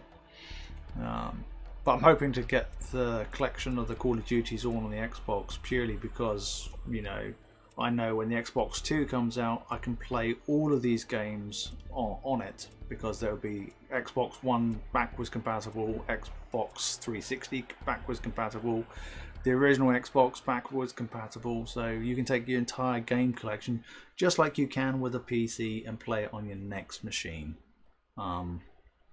So yeah. Okay, derail. Right, we'll play with the ACR. Domination. It's unsuppressed because I haven't unlocked it enough. Capture the objectives. It's like, no, you shouldn't have put this game up. I don't want to be playing it. No, it's too addictive. But it's like when you play an old Call of Duty. I was mentioning this right near the beginning of the stream. I've been playing World at War, and there were some of these maps on there that I really seriously just didn't remember. Absolutely no idea whatsoever. Right, you're surely going to be around there.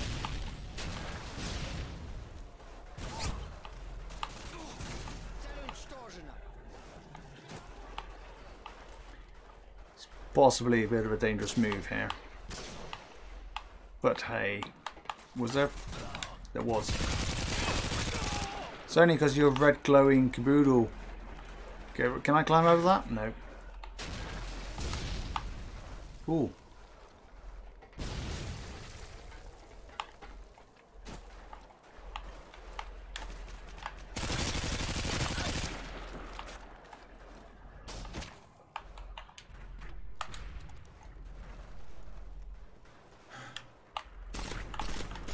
Oh, burst gun. No good. Yeah. Yeah, a little quick go on Modern Warfare 2 and 5 hours later you're still playing it. But yeah, I was playing World at War the other day and I possibly will do a live stream of that just because it's nice to just go back in time and see some of these old Call of Duties.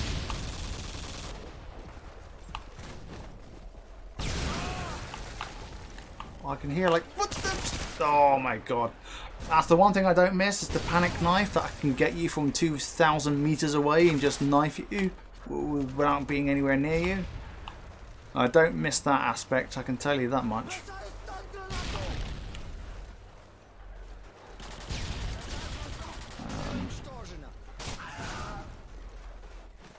But it's interesting how some of these maps will just come back to you. Is there a dude up here? Were you alive? Are you dead? UAV online.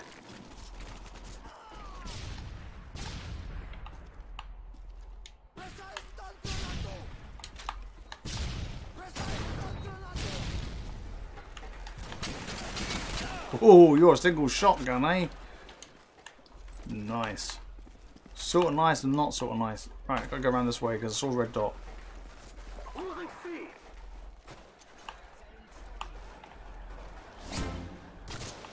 Where are you up there? Are you? Or somebody killed you yet? Enemy care package incoming. Somebody has killed you. UAV spotted. We do need to cap a flag though.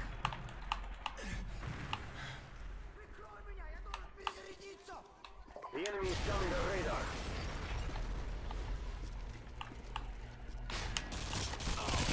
UAV recon ready for deployment. Right, come on. Let's do it. UAV online. Securing C.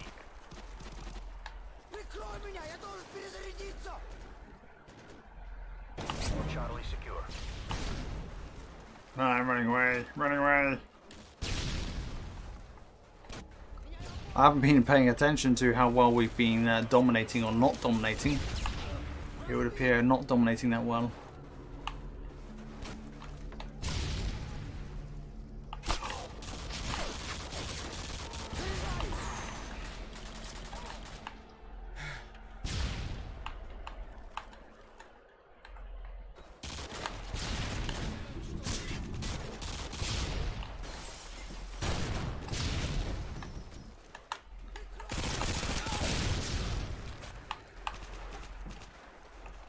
Is he still there?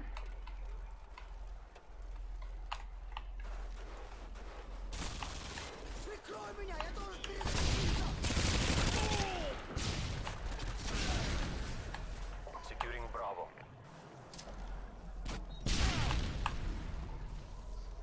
I'm gonna die. Bravo secure. Somebody's got an explosive up there. Oh, nope.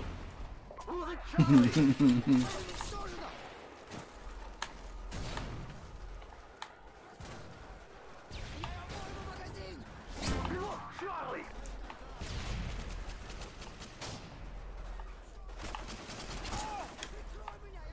I think they're all around me. Can hear them. Secure. Oh, no. Damn it.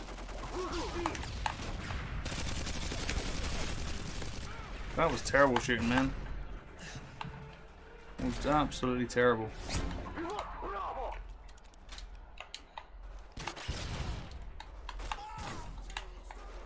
Securing Bravo.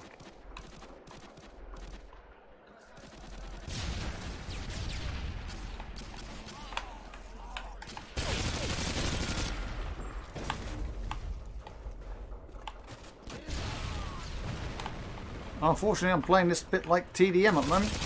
Oh, come on. UAV recon is standing by. Friendly Predator missile inbound. UAV online. Right, I'm going to run to the flag.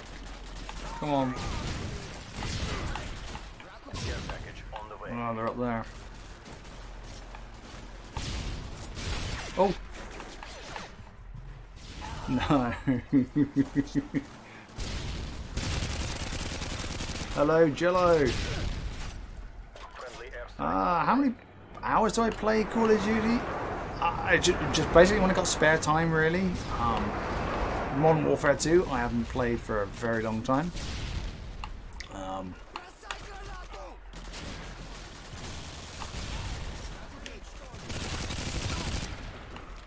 There are times when I get to play it like, every night sort of thing, but these days it's very rare. So it's typically weekends and stuff that I get to play the game.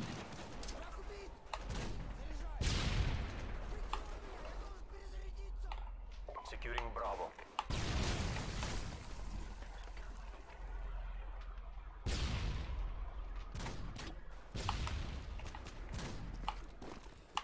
There he is.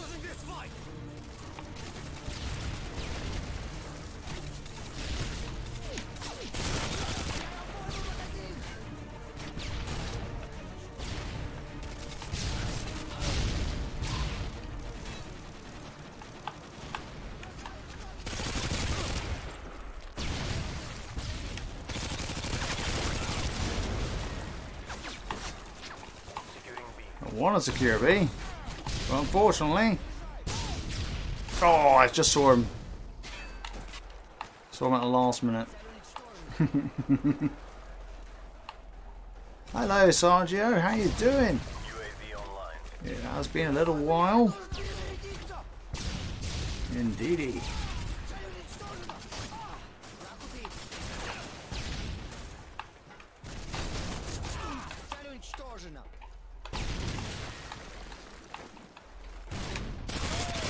Haha! Securing B. You didn't expect that one now, did you? UAV online. Oh, I'm dead.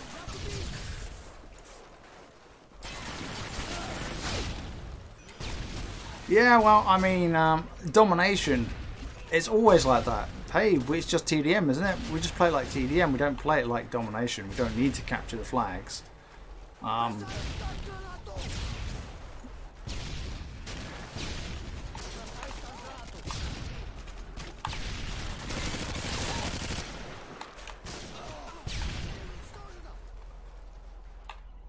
Friendly Predator missile inbound.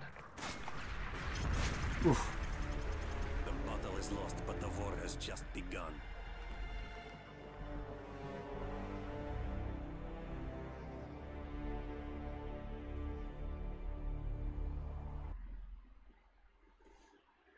Hi Archie, welcome to the stream.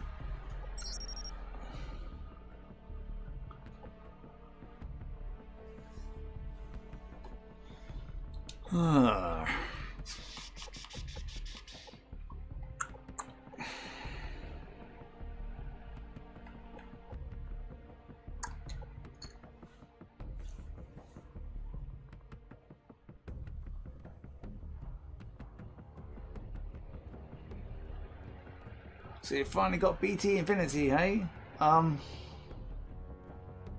So I'm assuming you got an R1 rather than an XR500. I mean, the PPPoE is fairly straightforward if you're doing it directly on the NetDuma. You just, you know, it's whatever it is, BT at broadband dot whatever. Password has to be BT.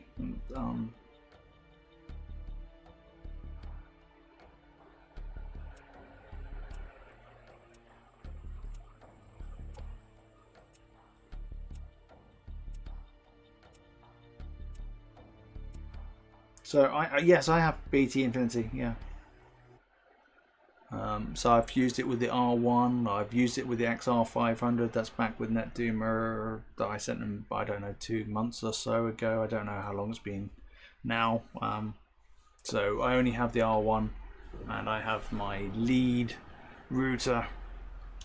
Domination. which is an R7800 running lead. So yes, I use PPPoE. Capture the objectives.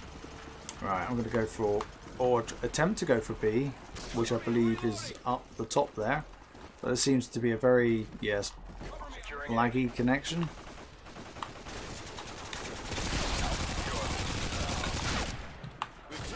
For sure. Securing B. Yeah, so I've done it with the R1, and right now my setup is ooh.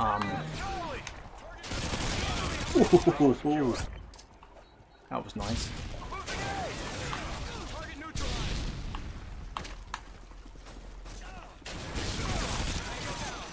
Securing C. Heads up. Enemy UAV spotted.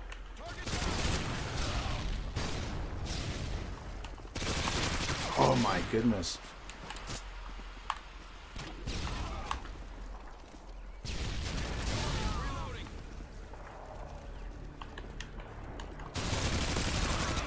Just about saw him. Grey on grey, love it.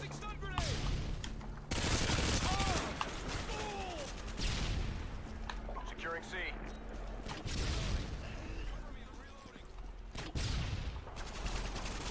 Securing C.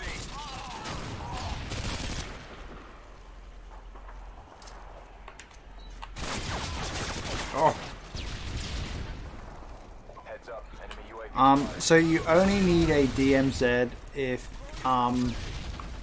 if you're putting your R1, for example, behind another router.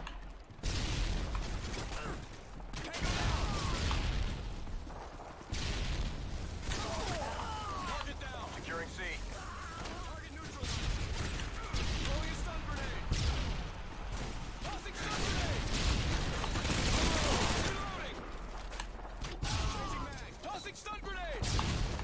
Because what will happen is you'll get a double nat. Oh my goodness. Oh dear.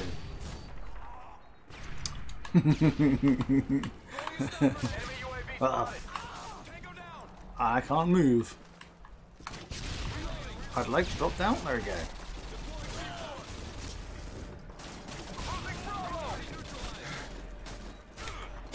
Oh my goodness. Oh, that's nice. They didn't even have green text on them. Enemy UAV spotted. Right. Enemy care package incoming. UAV online. Securing C. Ah, it's a sniper up there, huh?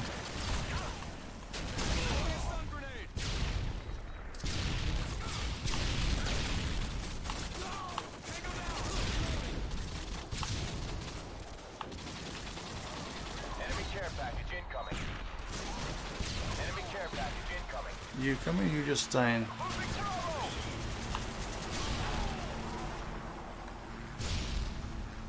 Securing C. Sentry gun ready. Securing Charlie. Sentry gun ready for deployment. Right, if I can get that sentry gun in a nice little place. UAV online.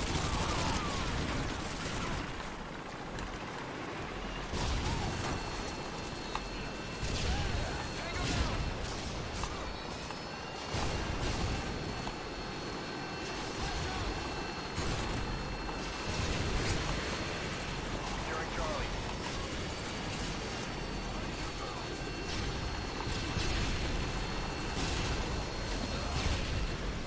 All positions locked down. Hold your position.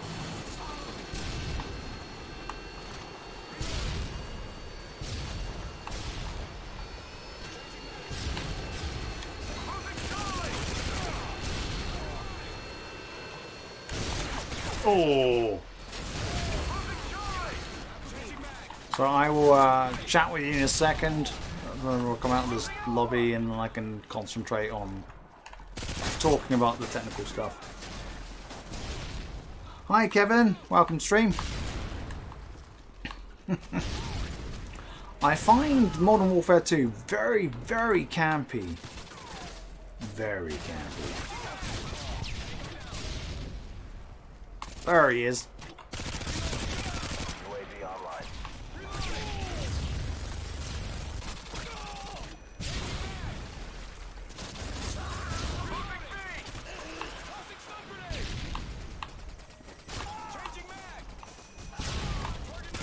Oh, really?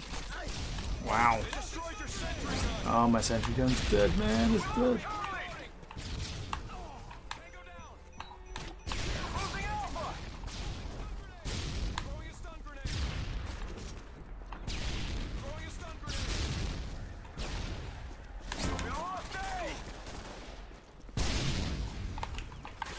What? Something funky happened there, man.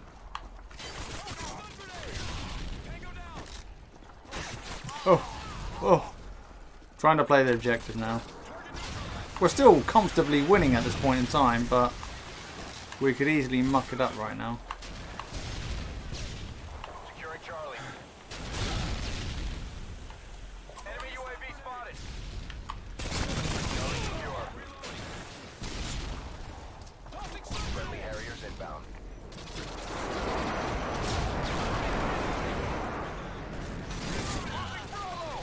Right, too many in there.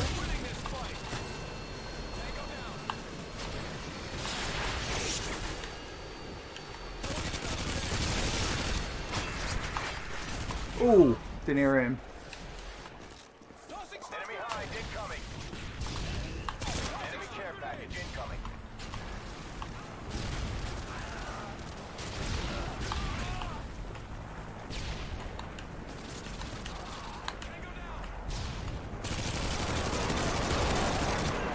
Gee whizzy.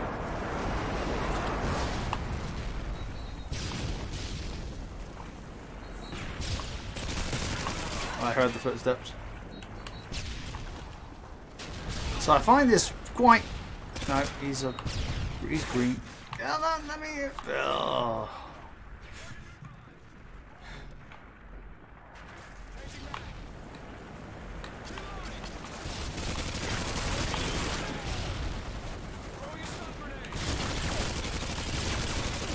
Whew.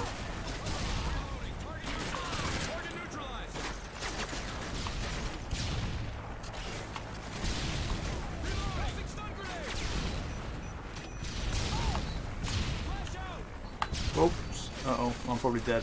Yep, that's me dead.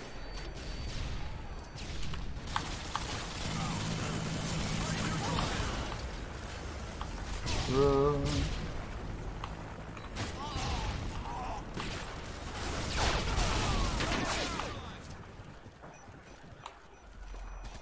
Enemy care package incoming. Enemy UAV spotted.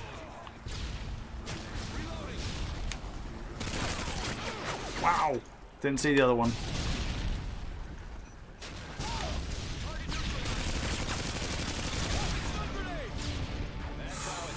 That was a struggle. We easily won though.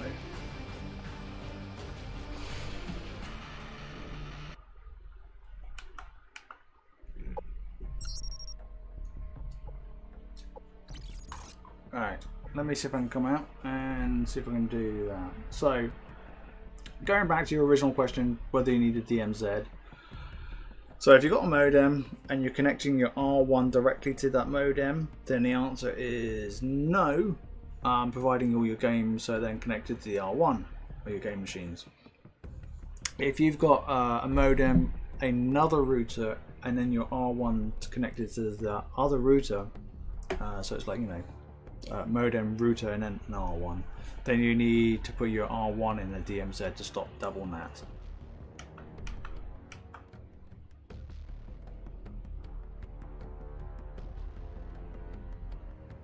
So you've only got the BT hub straight to R1, so the answer is no. No DMZ required. So nice and straightforward. So on BT hub, what do I need to do? Because so if you're okay, so your BT hub is not a pure what home hub have you got? Have you got a home hub 4, 5, 6 or whatever? Do you not? If you have a BT home hub that's like 1, 2 or 3, then you would have like an OpenReach modem and then a home hub. But I think from BT home hub 4 onwards, the modem's built into it. So if you're a home hub 4, 5 or 6, if you only have one box delivered from BT, then it's a combined modem and router. So in that case, you will need to create a DMZ. I don't own a home hub 6. All you need to do is go into DHCP, reserve an IP address against the MAC address for your NetDuma. So then it's got a fixed IP address. So let's say that's 192.168.1.110 for example. You then type that address in, you then go to the DMZ section and type that address in, and that will stop double natting. And you should get open nats much more easily. Cool.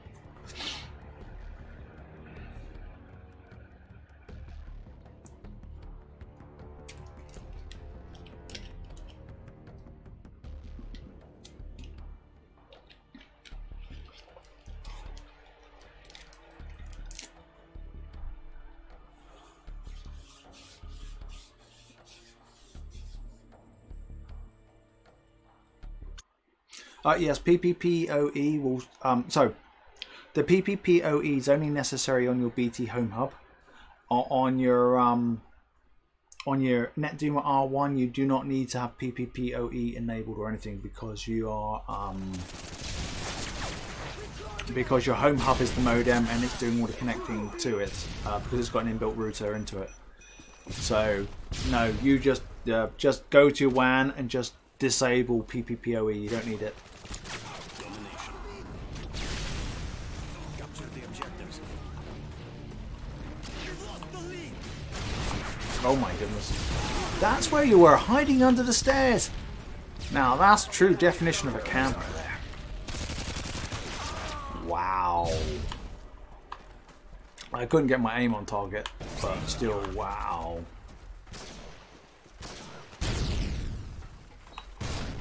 Oh, grenades. Oh, thanks, Oglo, if I pronounced your handle correctly. Thank you very much for subbing. Appreciate it. Oh, uh-oh. Nah. Right, hopefully we can get out of what I would call a spawn trap at the moment. And get a few more flags and stuff.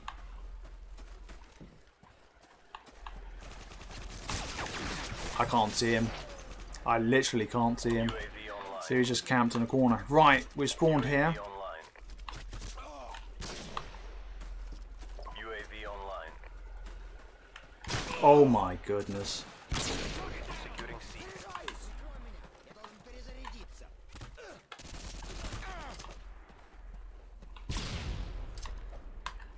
C secure.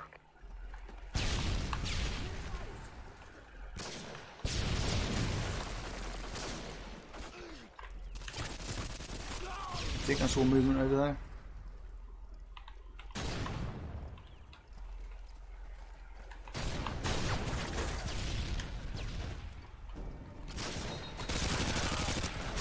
Oh my goodness. Wow, what's going on?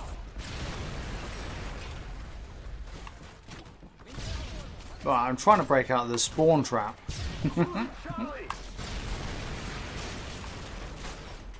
That's what I'm attempting to do.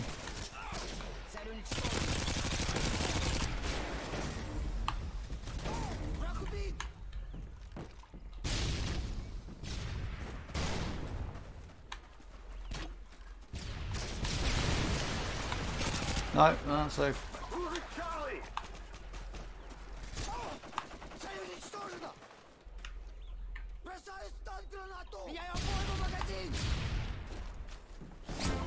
Charlie.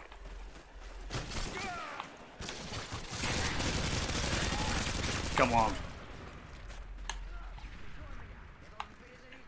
Waiting for that. UAV recon ready for deployment. Hoist.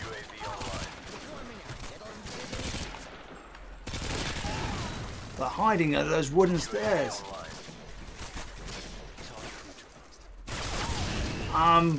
No. So the question being, does a switch add any considerable latency? Not really. I have a switch. Because, you know, I don't have that number of cables and stuff, but I use a switch. And right now I have my lead router that's connected to the modem. And my NetDuma R1 connected to that. Go on, out of the way. Go on. Need to heal up for a second. UAV online. Oh, come on. Enemy UAV spotted.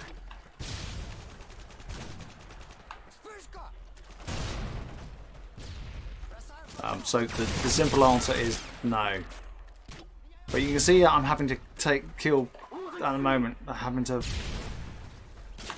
shoot 20 bullets into an enemy to kill them, where they're just taking one bullet and I'm dead. Make it 3. So I might reduce the bandwidth to this old game of mine and see if that makes any difference. So at the moment I'm having to fire too many bullets into an enemy to kill them. Oh really?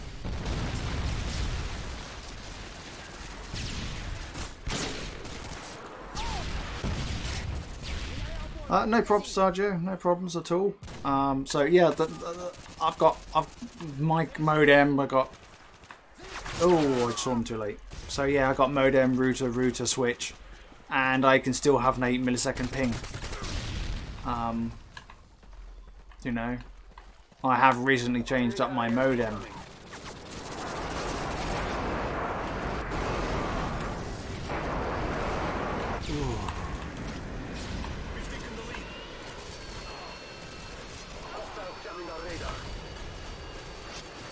But I think it is easier to play TDM because if you don't have a reasonable team with you, you know, you're just screwed.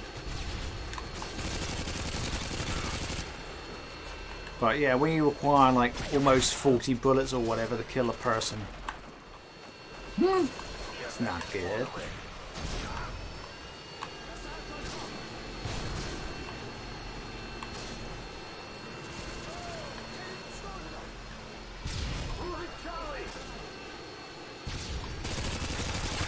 Seriously? And this is classic Modern Warfare 2 for you. For me, from my perspective, it's always been like this.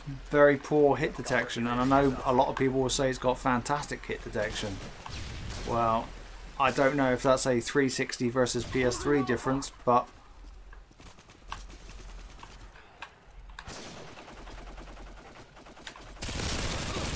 you missed.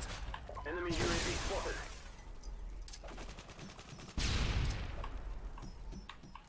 Oh, I came off the. Securing Charlie. I'm playing the objective, and I'm going to die. Charlie secure.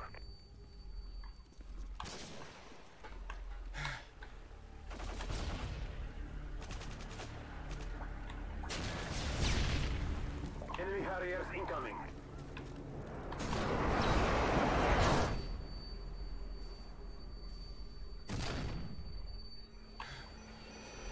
UAV online.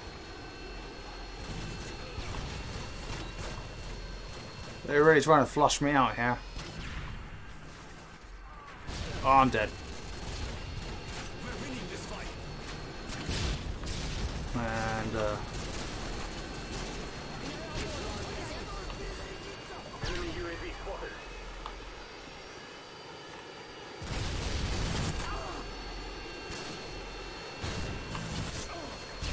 I'm glad we got. I was going to say 2.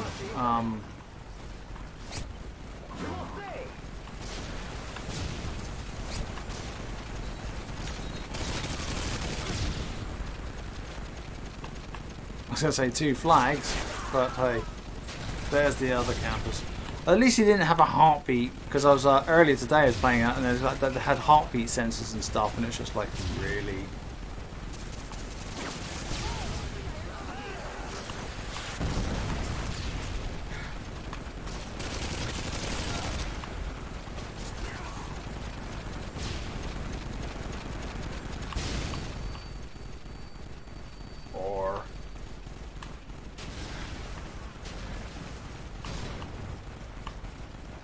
If we can cap A, come on, he's going for it.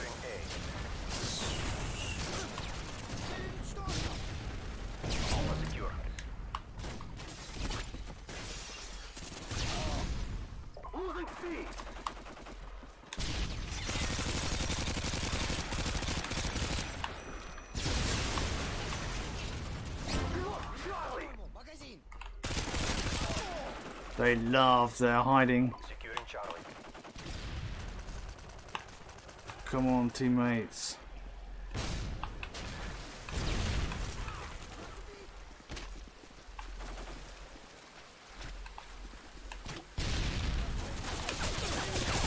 UAV recon is standing by. Securing Bravo. UAV online. The enemy is jamming the radar. I'm gonna die. Oh, we lost by a point. We've lost the lead. Defeated. Don't let this happen again. Right, let's come out of this. I'm actually using, so the question is, what controller am I using on my PS3? An Xbox One Elite controller. That's what I'm using. I'm using it because I have a Cronus Max Plus, so it allows me to use one controller on all of my consoles, which is quite cool because I only have to invest in one controller. So that makes me quite happy, and I love my controller. I do have control freaks on it as well.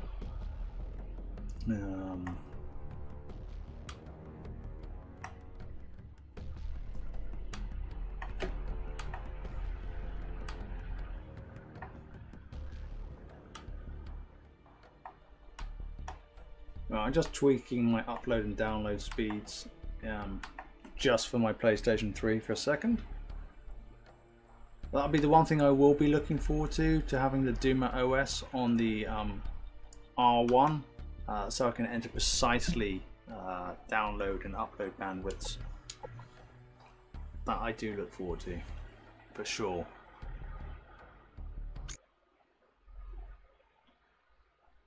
YouTube and Scavenger Pro. Oh, you nasty person. Just constantly picking up more ammo for your noob tubing. Oh, come on, come on.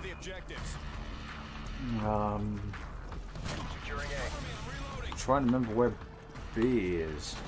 Oh. Securing Charlie. Oh, I'm dead. Oh, I got in.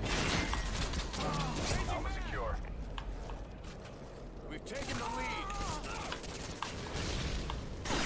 Oh, UAV spotted. there's me trying to play the objective.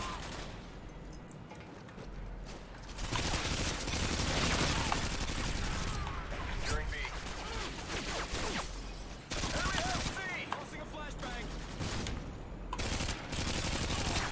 Nope. B secure. Changing mag.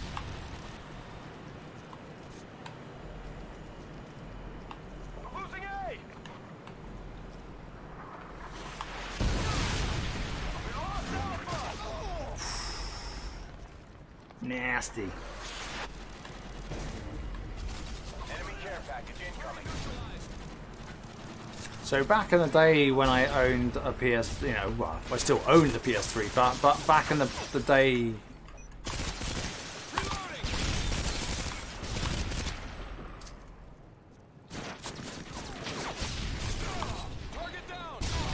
Jeez, grenades galore. Obviously I played with a PS3 controller and I had a scuff controller for the PS3. But that had some serious usage and it's knackered out, and I now use an Xbox controller.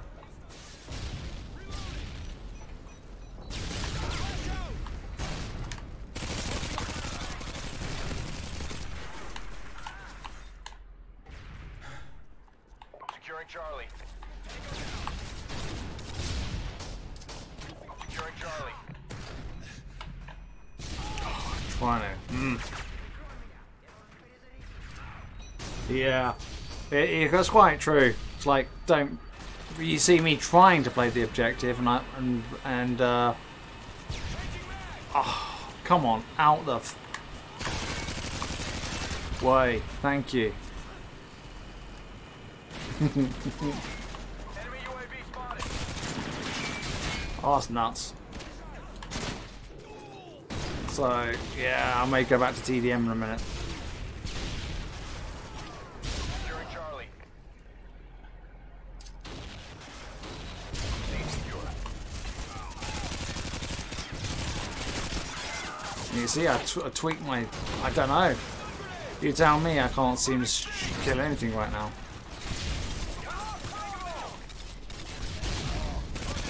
He says, and then he gets somebody. He's being shot from behind.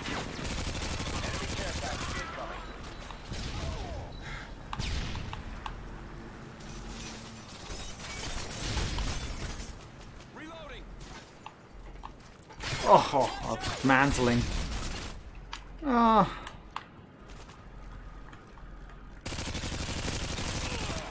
Terrible.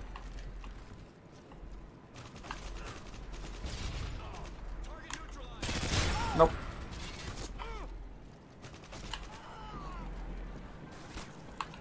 Securing Alpha.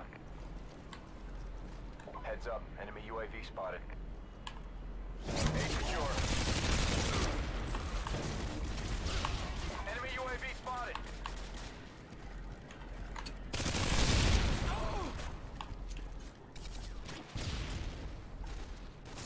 Sometimes I just have to tell myself, pretend it's team deathmatch and just play it like team deathmatch.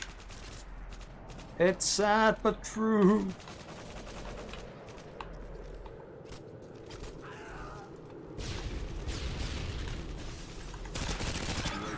That was a nice free kill. Enemy helicopter incoming. Oh, goody. UAV online. I knew he was there too.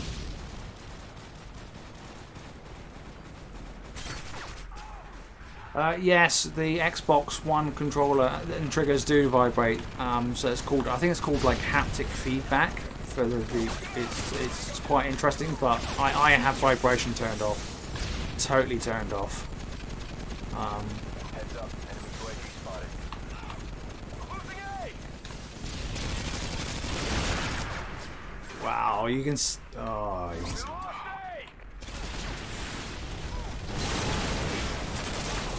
Wow, that's all I can say at the moment. Wow.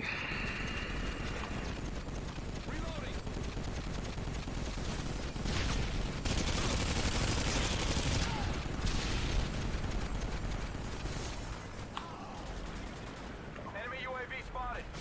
Great. Changing mag. Securing Alpha. Nope. Target neutralized. Hi, Jason. Enemy care package incoming. Heads up, enemy UAV spotted. Target neutralized.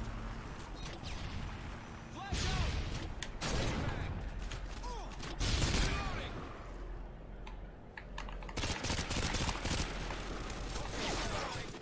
Target neutralized. Down. Cool.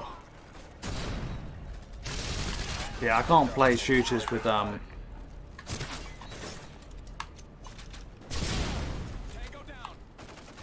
with the vibration on. I can't play a shooter at all. Whoop.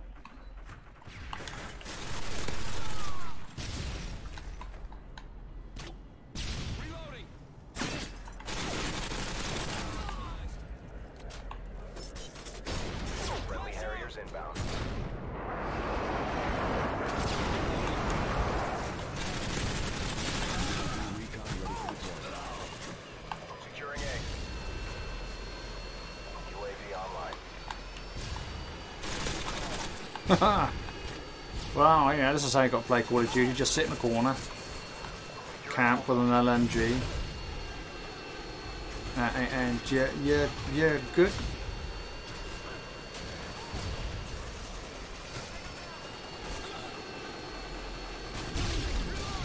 Enemy care package incoming. Enemy UAV spotted.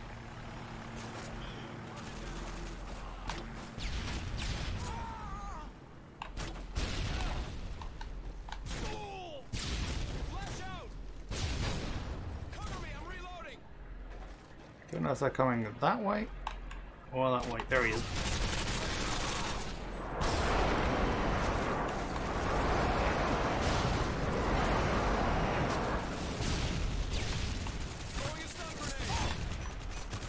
Oh, I finally bit the bullet.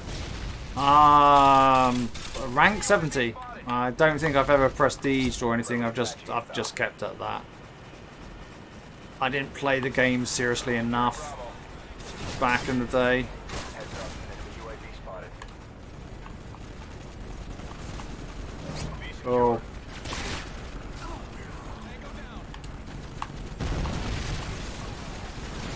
Oops. Right to go up the stairs.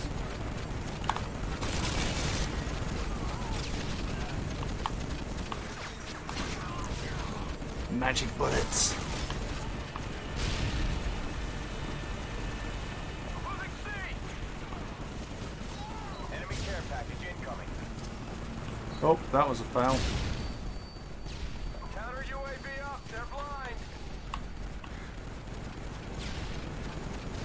Enemy UAV spotted. Friendly predator. Oh, I hate that like extra health damage.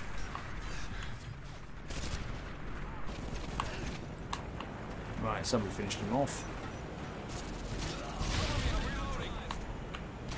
Oh!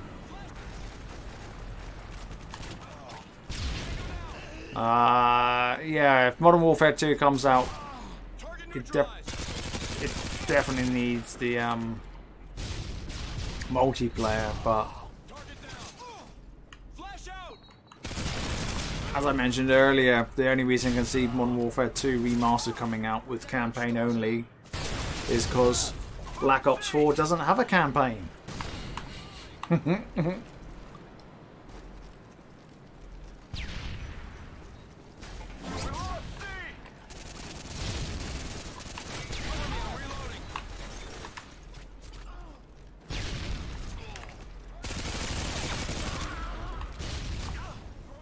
Enemy care package incoming.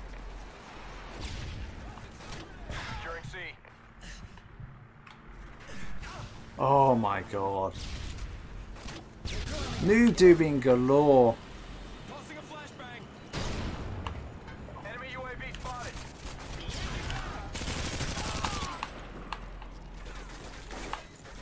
Cover me, I'm reloading. Flash out.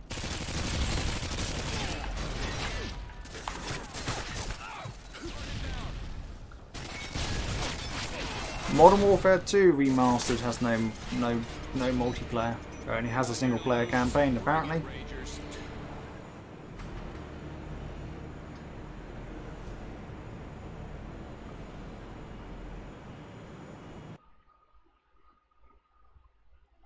Yeah, so Black Ops 4 originally had a campaign, but it was so wacky that it got scrapped basically and went, oh my god, what the heck have you done?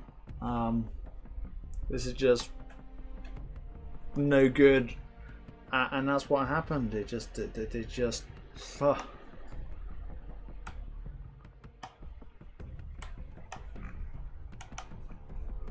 so they scrapped it at the end of the day, which is like, wow, really? No Call of Duty with a campaign? Very shocking. I couldn't believe it, but I have to say that I've hardly played any of the recent campaigns. Back in the original days, I always played single player campaign first, and then I got into the multiplayer, because you know, multiplayer was just something extra. But now I play multiplayer predominantly first, and campaign when the network's down or something. So if nobody's playing a campaign, then, or the majority of people who buy the game don't play the campaign, but still, it sounds a complete and utter mess, and it's all over the place. And one has to say, well, what the heck happened? Because their project management, I mean, it seems that obviously Activision has a big say on, you know, where they want the general direction of the game to go, but they give, I guess, creative freedom to the studios. But it seems that all three studios now have managed to muck up on 3 consecutive years, more or less, and that's like, what the heck? They really need to get their act together, really. And I hope Treyarch manages to pull it out of the bag, because it'd be a shame that my favourite Call of Duty studio kills the franchise. Team deathmatch. Take no prisoners, comrades. It really would. Oh my goodness.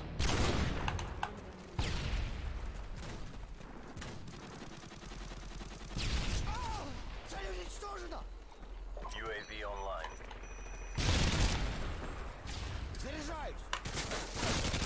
Taking the lead.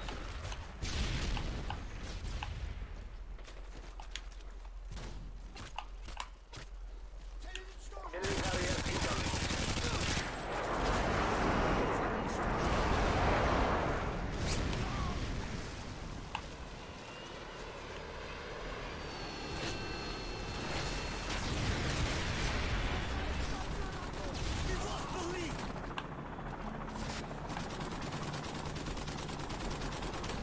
Oh. Yeah, so Treyarch not having pressure. Mamma mia. Care package on the way.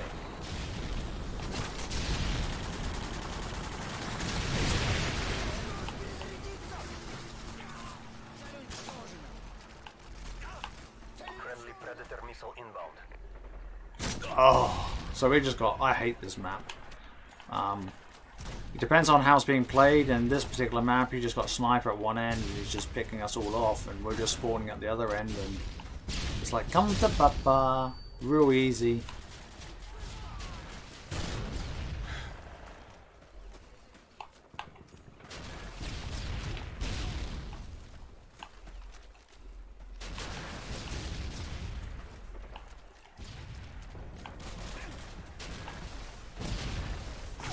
I just can't find them. They can find me, alright, but I can't find them.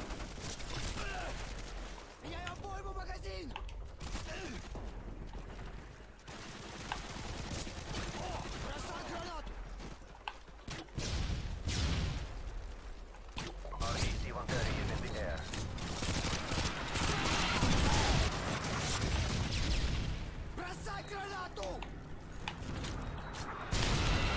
Oh my god, really? Somebody's got a thermal scope on this thing.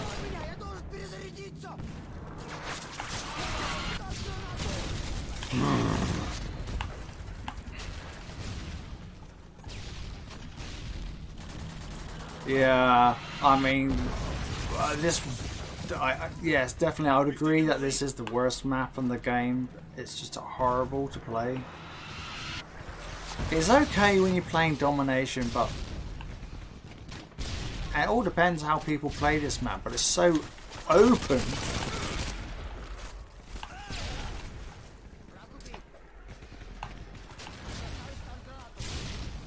You can just be picked off by snipers and stuff that you just cannot see.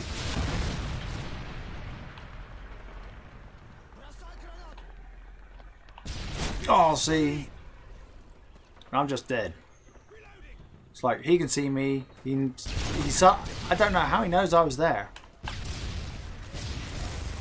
No idea. I don't think a UAV. Oh my god.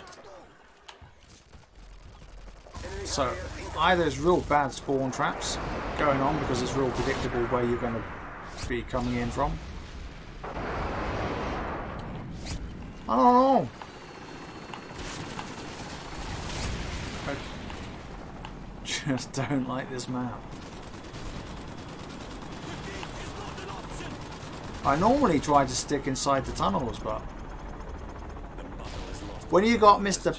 Pine Day Walton being 33 kills and only 2 deaths, one does wonder what's going on. Yeah, I mean, as soon as you get their base kill streaks in, you're dead.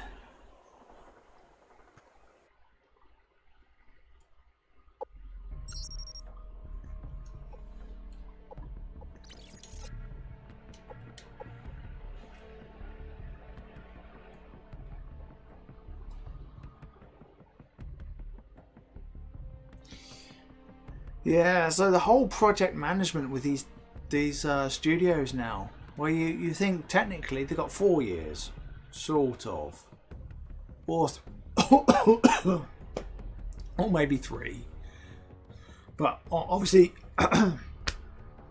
whilst the game is, you know, the active game is out, they can be developing the next game straight away. But I don't get why the studios are just completely mucking up. Is it because they're trying to add too much in? Do too much change to the Call of Duty? Or have Activision downscaled studio sizes? I don't know.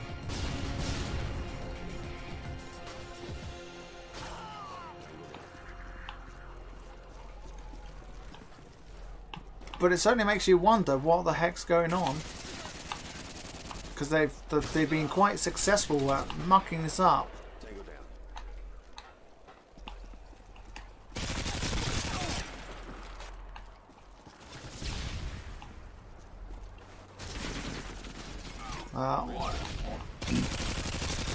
A few CODs in a row. Seriously. Ready for deployment. UAV online.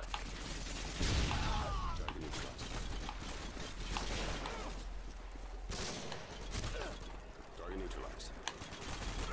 Changing now.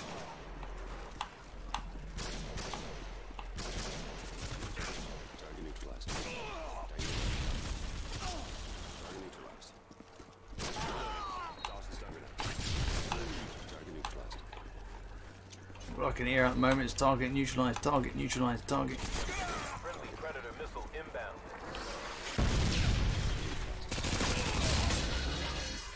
Oh, and somebody rage quit. Hello, Rama Flores.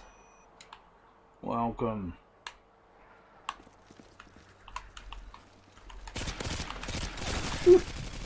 Oh, you YouTuber. What's it duty? Ugh.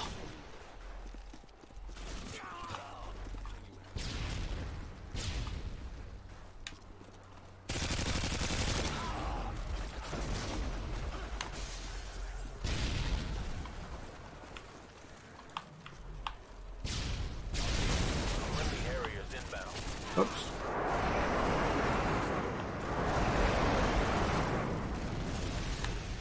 Oh! Were you just hiding there? Yes.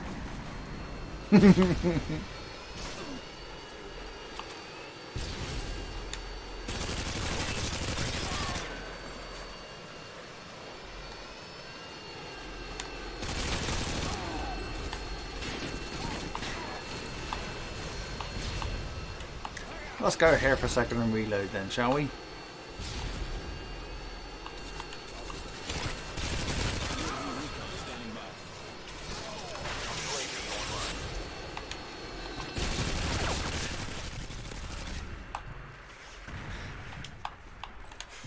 Oh.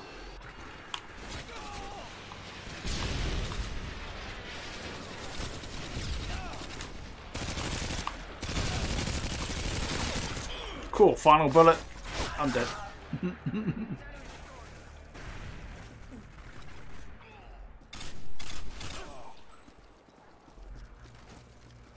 Yeah, so the Call of Duty community is a bit up in the air in a few ways over these games at this point in time. Enemy UAV spotted. Oh, and I remember when we were playing these games like Modern Warfare, certainly when I was following it in Modern Warfare 3 and Black Ops 2, And it's like, oh, we want innovation. It's just minor tweaks and stuff. There's nothing, you know, nothing new, nothing fresh. It's the same old game each year. Then they started changing it up, you know, with Advanced Warfare. And boy, oh boy, then the community absolutely hated it. Or they loved it, or they hated it, you know. And it was just like, well, what do you want? And obviously it went too far away from the root of the game. Oh. Yeah, my grenade killed him. Good. So, yeah.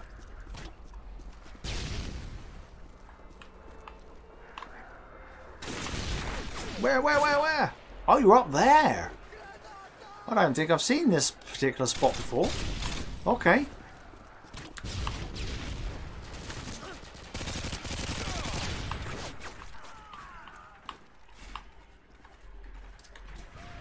Care package on the way.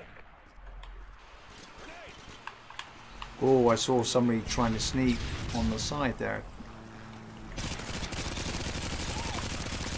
Seriously? That was a lot of hit markers. Come on.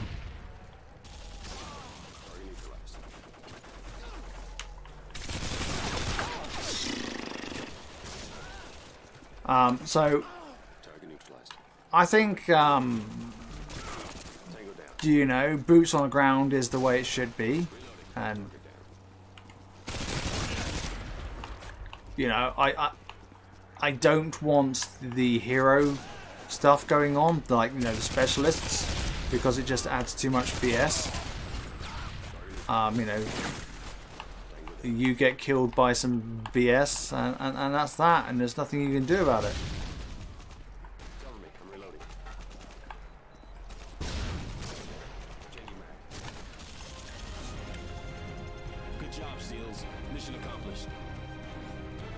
So, you know, Modern Warfare 3, Black Ops 2 style of COD-ish, with, you know, not, well, I don't know what's going on here on this funky kill cam, but yeah.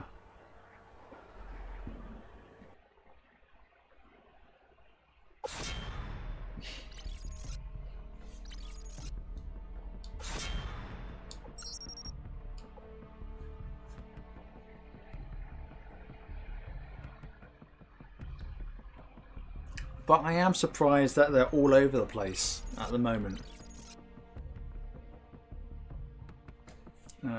With bringing out the next game, it's just still shocked about it, really. But there we go.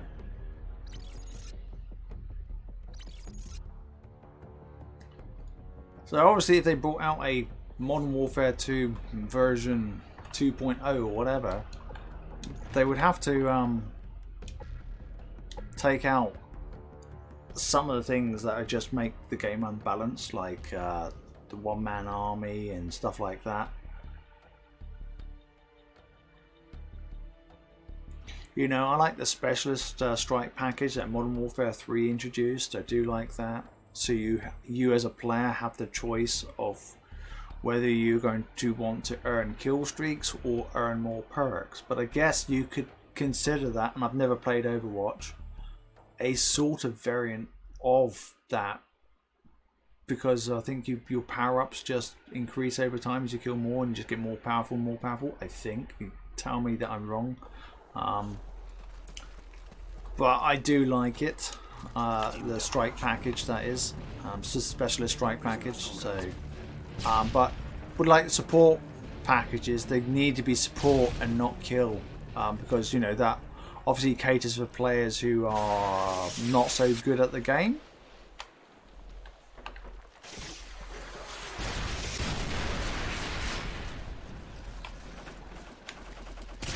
Oh my goodness. Didn't see him or even hear him.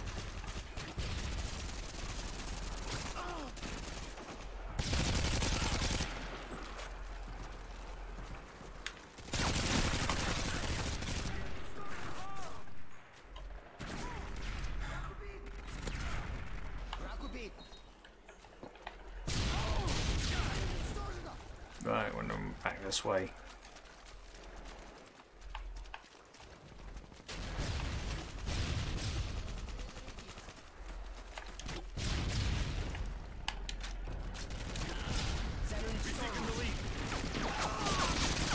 Whoa.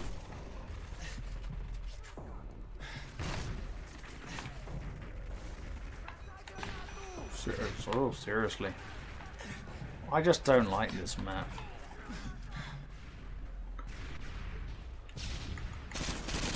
There you go. You're dead. Now I'm gonna run away.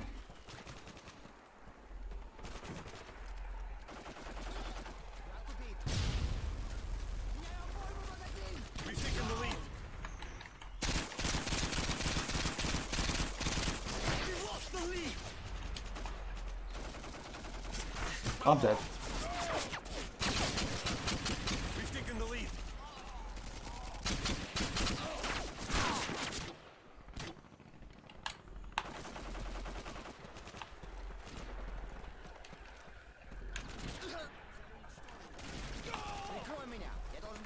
I mean, obviously when Modern Warfare 2 came out, that's when, you know, kill streaks became a bit more than just your vanilla 3. Whoa! Predator missile inbound.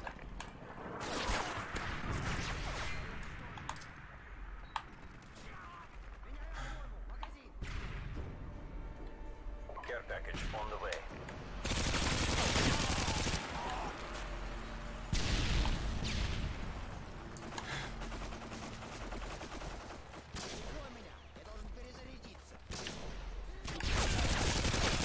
Oh, really? The UAV is up. But obviously the other thing I didn't like with the old Call of Duties were these death streaks.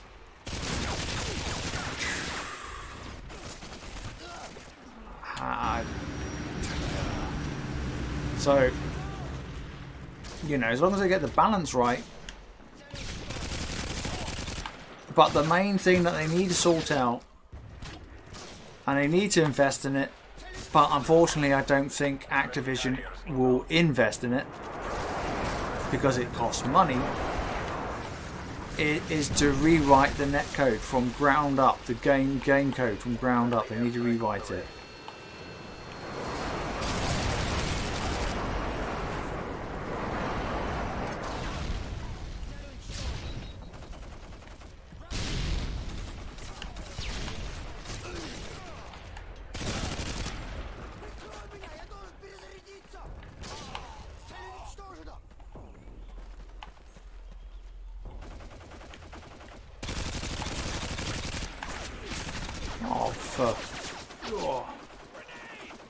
I mean, High Rise, you know, had certain points where you could just shoot straight across from one map to the other side of the map, yeah,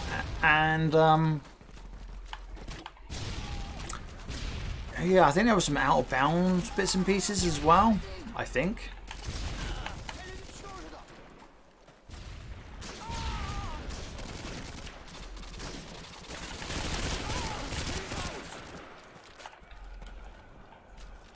Friendly Predator missile inbound.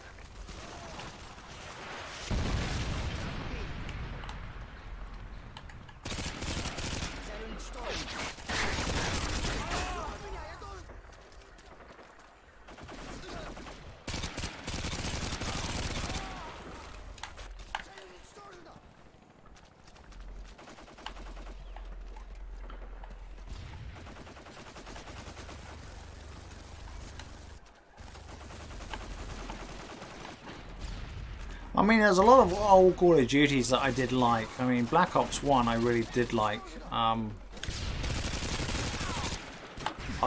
lot.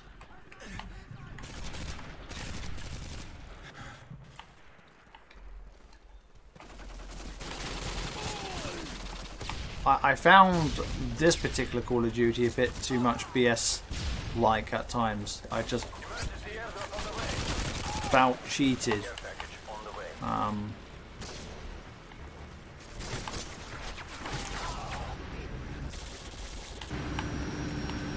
But that's my personal experience of it, you know. Did I see something over there? Nope. Maybe I did. Maybe it was the care packages. payload inbound. Friendly airstrike on the way.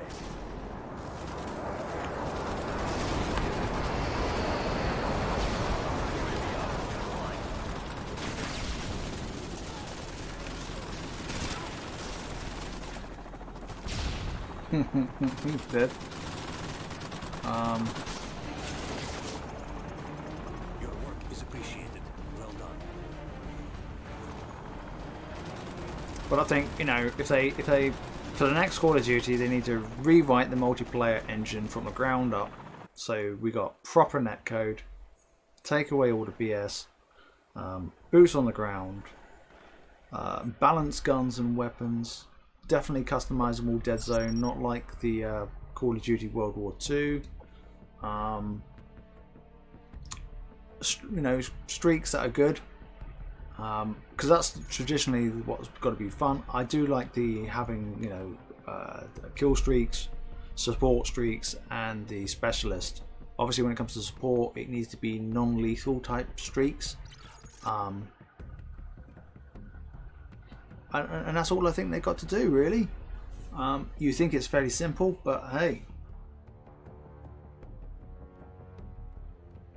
yeah, Black Ops 1, I loved it.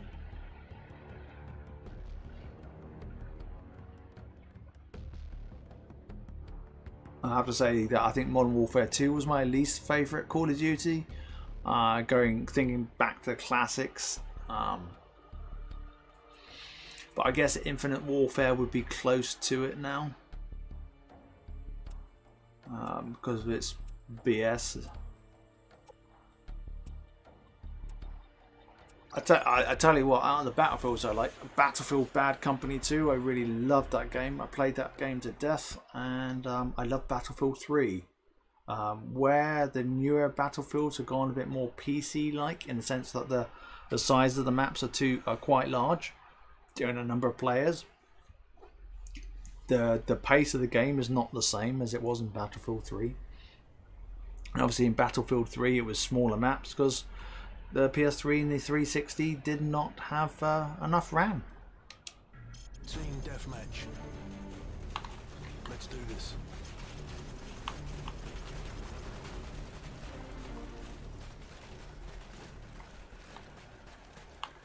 Yeah.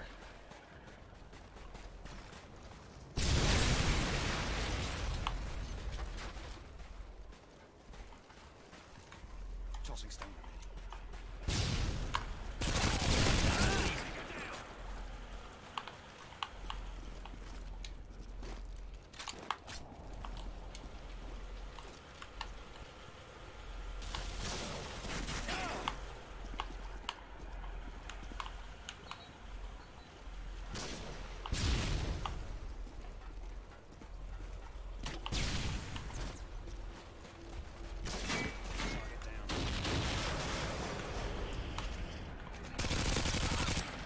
That was interesting. He sort of like teleported into that bullet.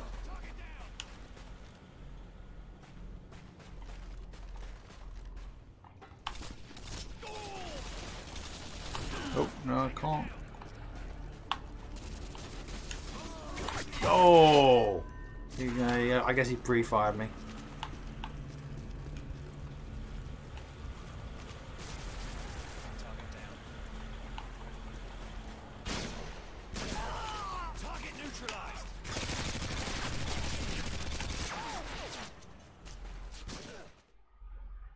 But yeah, the biggest pet peeve of mine was the netcode for Modern Warfare 2.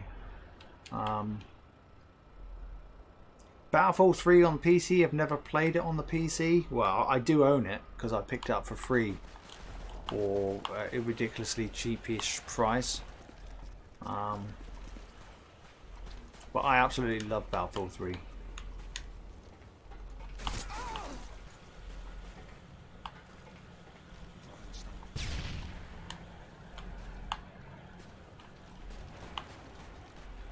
Right, I think there's an enemy up there, but he's not exposing himself. This seems very jerky. There we go. Okay, so somebody's got something funky here now. And that's that game over.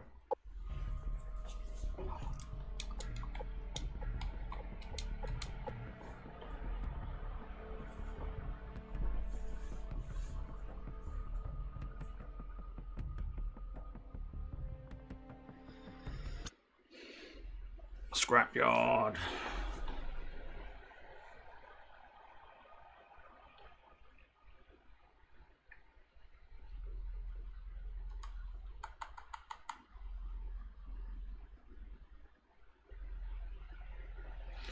I have no idea how many hours I put into Battlefield 3. I know with Battlefield Bad Company 2, it was one of the very few games I completely went platinum. I got every single trophy under the sun.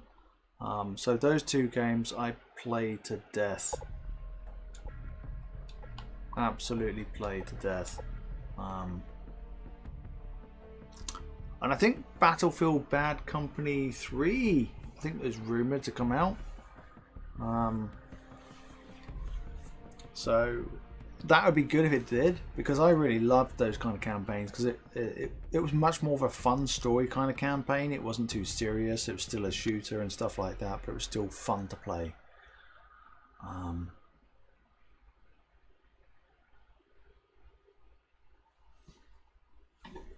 And therefore rushing was about going and collecting the gold from the multiplayer perspective. Free for all. Rangers lead the way. Enemy care package incoming. Wow, it's such fully good. There's a spectacle. Alright.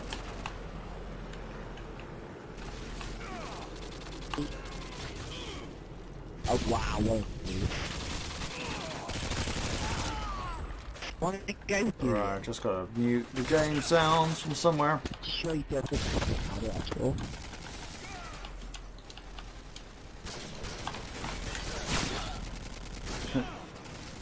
I hope Bad Company 3 is out next year, because that was a fantastic campaign. I can tell you, I don't know if you, but this particular lobby feels really weird and bizarre in a sense. Heads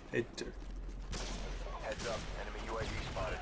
It feels slightly like at times porridge and other times really smooth. Very bizarre. I don't know where the enemy team is at the moment.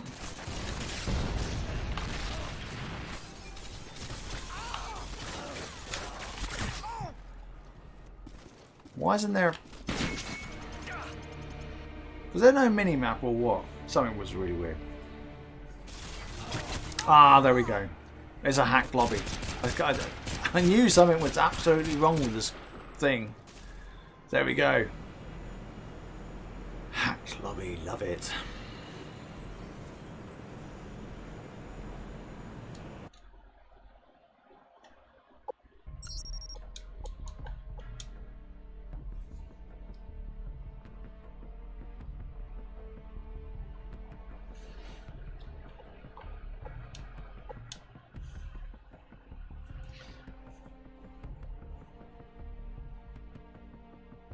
I know the fan base was crying out for Battlefield Bad Company 3 when it after Bad Company 2. And I was just quite surprised that DICE or EA or whatever have not greenlit it until now. So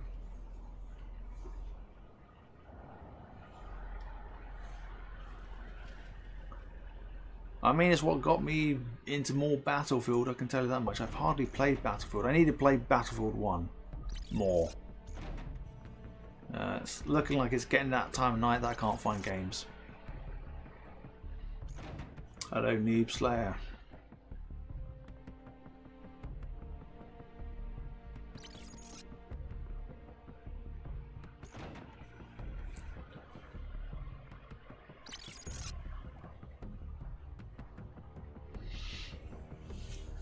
Yeah, when Battlefield 4 came out, it just didn't feel the same. I mean, because it had larger maps and stuff. It was like, it's not Battlefield 3. I loved it. I loved BF3.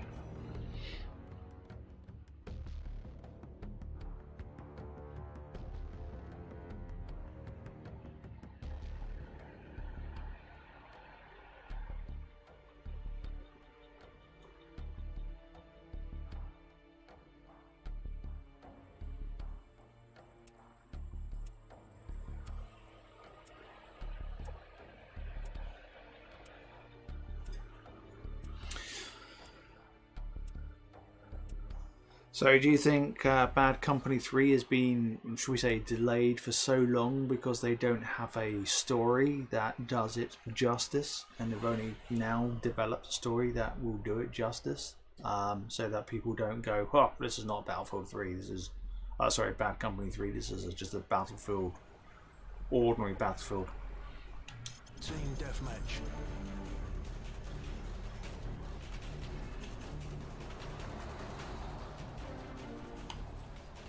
Let's do this. Oh my god. Woo! Not like we're in a hack lobby or anything.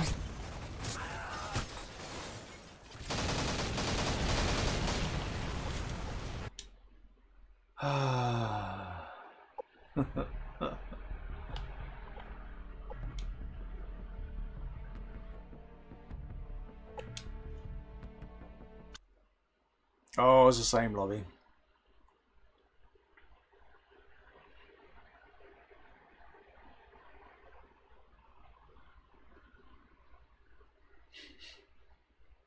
I've never dropped a nuke in my life, man. I have to say that this is the first seriously hacked lobby that I've had in the game tonight. We ended up on the other one that was in terminal. And I've been, what, gaming for almost 3 hours? And only just come across hacked lobbies. So that's pretty good, you know, considering it's such an old game.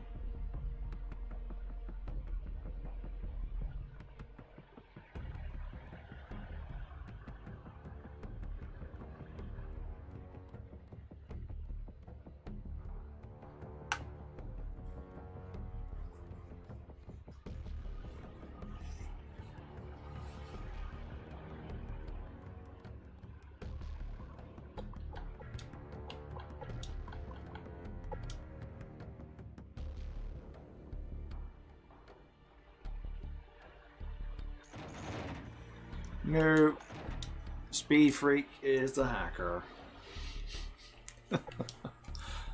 Oh my goodness.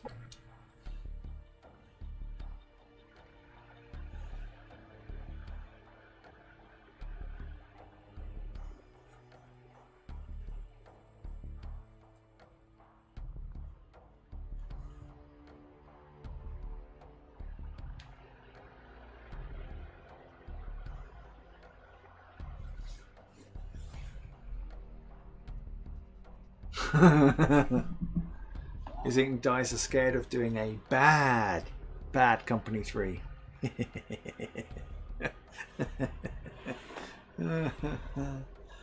Oh dear.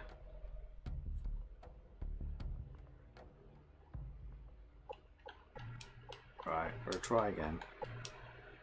Just don't want to be in... Nope. Alright, I'm just going to quit the game and restart, because sometimes it tends to cache stuff. From what I've understood from reading up on it in the past, once you get into a hacked lobby, you'll just keep going into that same hacked lobby. So I'm just going to restart the game and pray that I can get into a non-hacked lobby.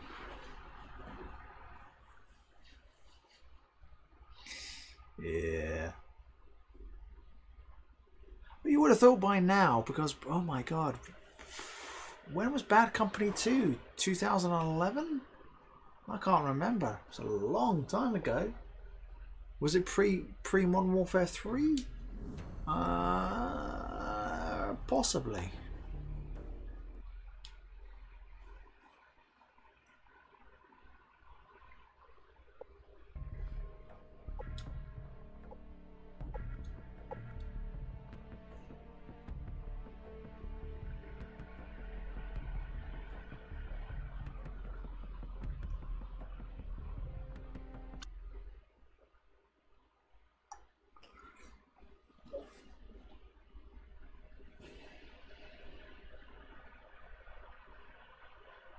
So I think it could be 2010. Because 2011, November 2011 was when Modern Warfare 3 came out. UAV online. Team deathmatch.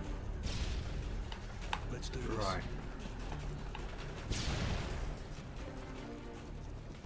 Iedereen rijdt niet. Maar Can we climb up here? No, gotta go up the traditional stairs to move around. Oh, gee whizzy. Yeah, 2010. Thank you very much for Googling it. Alright. Reloading. Oh, cute.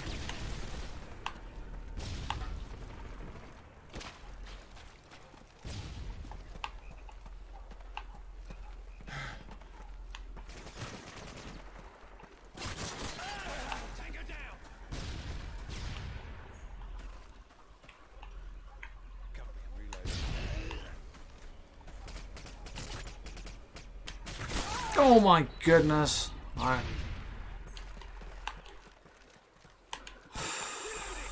Campers, campers. See, I'm a rusher. I like to rush. And I prefer to play the objective. But, these guys that we're playing against absolutely know their positions to be in. To be able to go and, you know, kill you from just... I can't even. Little blind spots and stuff.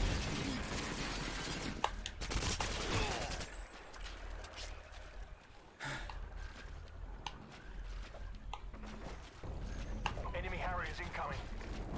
Wonderful.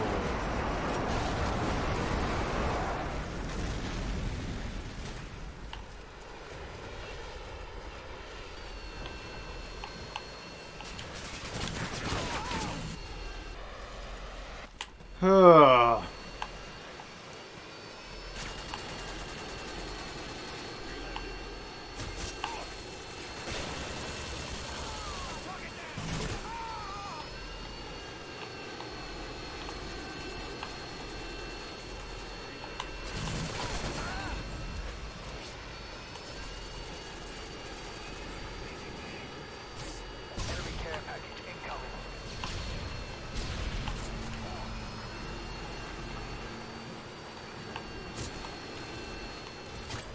It's a very, very, very campy game.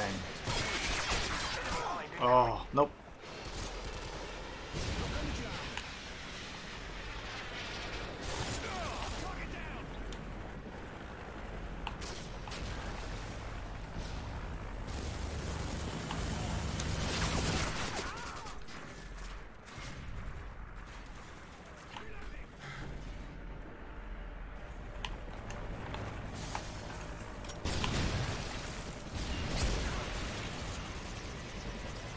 UAV online.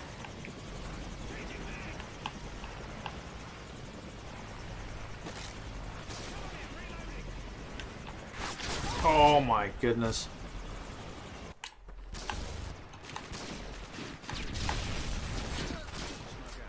Hostiles jamming our radar.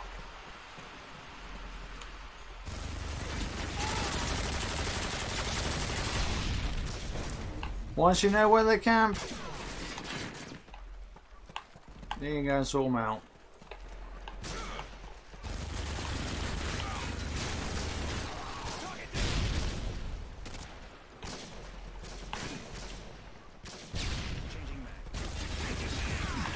GOZ.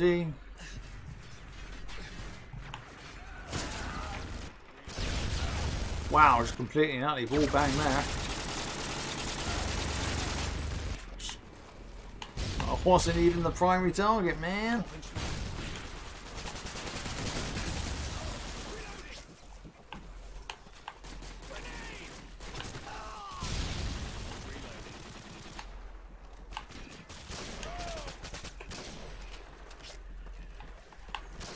Oops. Come on.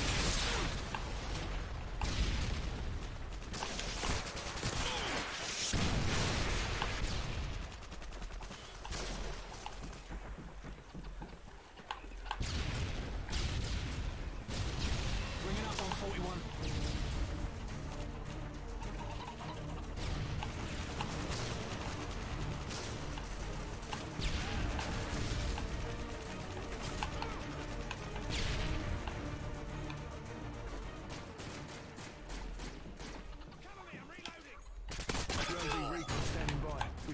UAV online.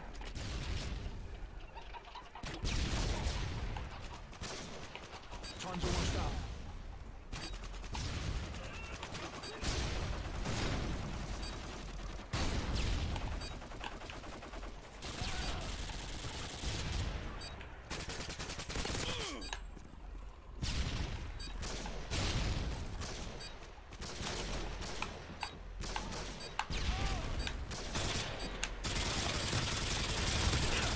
Well, what the heck was he doing? No idea.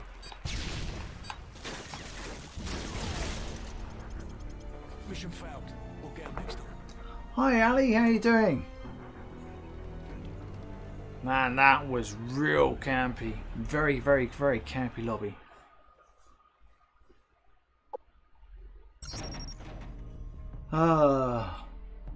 Unfortunately, I don't think I played Modern Warfare 2 enough to know where all the flags are. It's been a long time since I played Domination in Modern Warfare 2.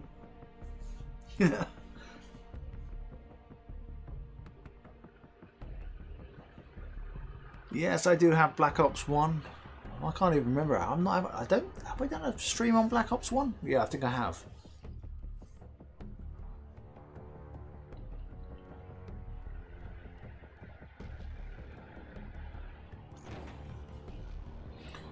So, yeah.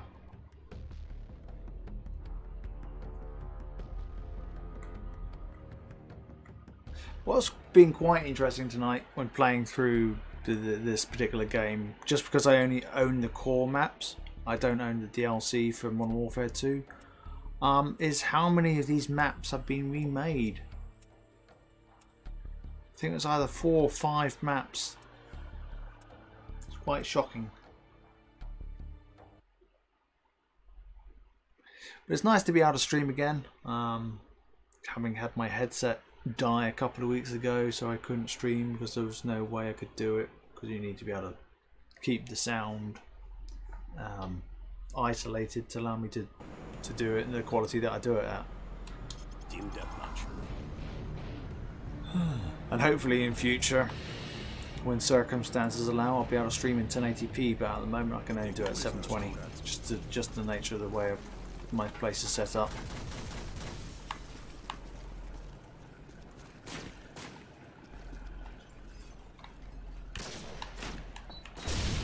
Oh. He's taking the lead.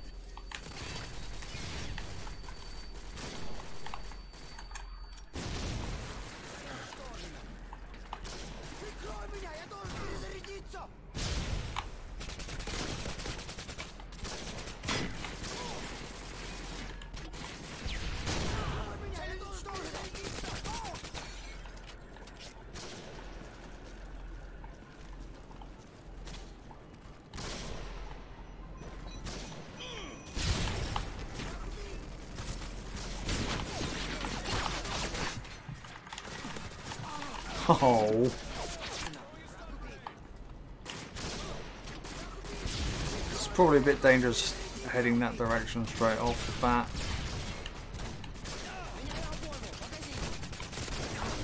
Oh, come on.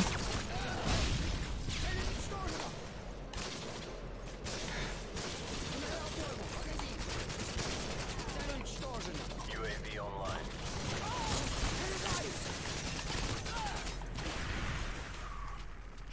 Go away with your new tubes.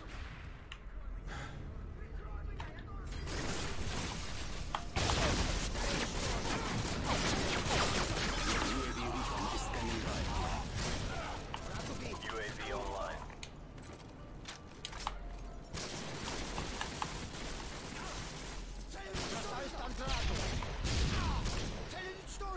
It's an interesting weapon I picked up. Don't know, is it? Ooh. Oh yes, overgrown, I like that. I do like that from Modern Warfare 4. Oh, that is so missed.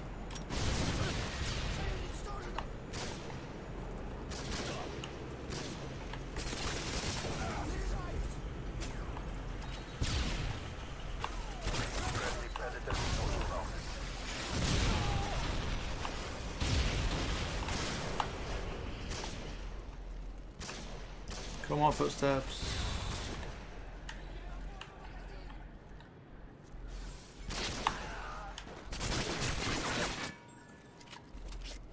Care package on the way. Oh, you're there.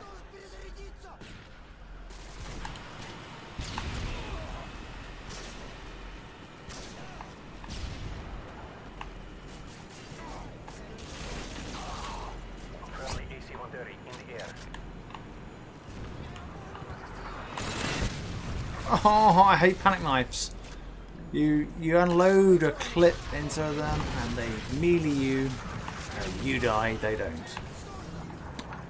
That's all I can say.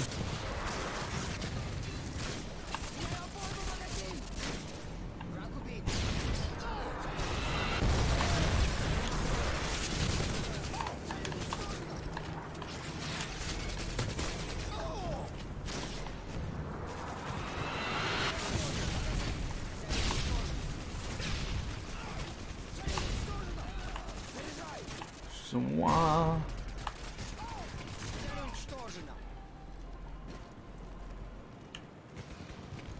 Care package on the way. Enemy UAV spotted.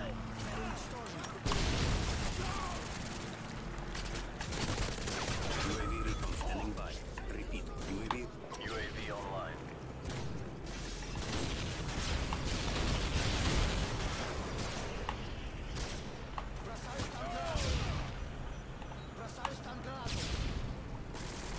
Oh,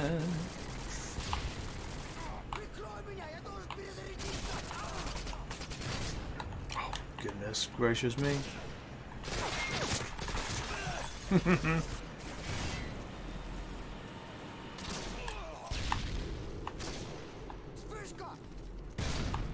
UAV online.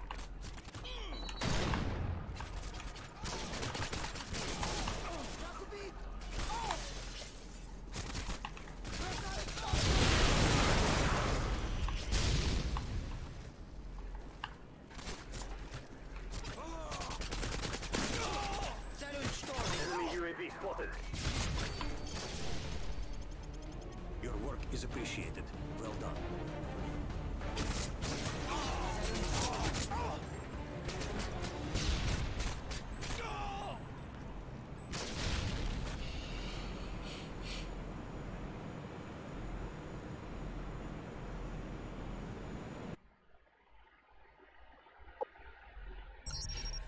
Scavenger Pro and nude tubing all day, eh?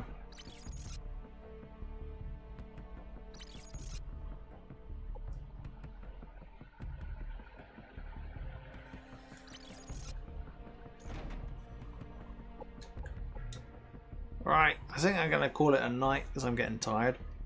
And thank you very much for joining me in the stream. I might do another stream tomorrow, don't know.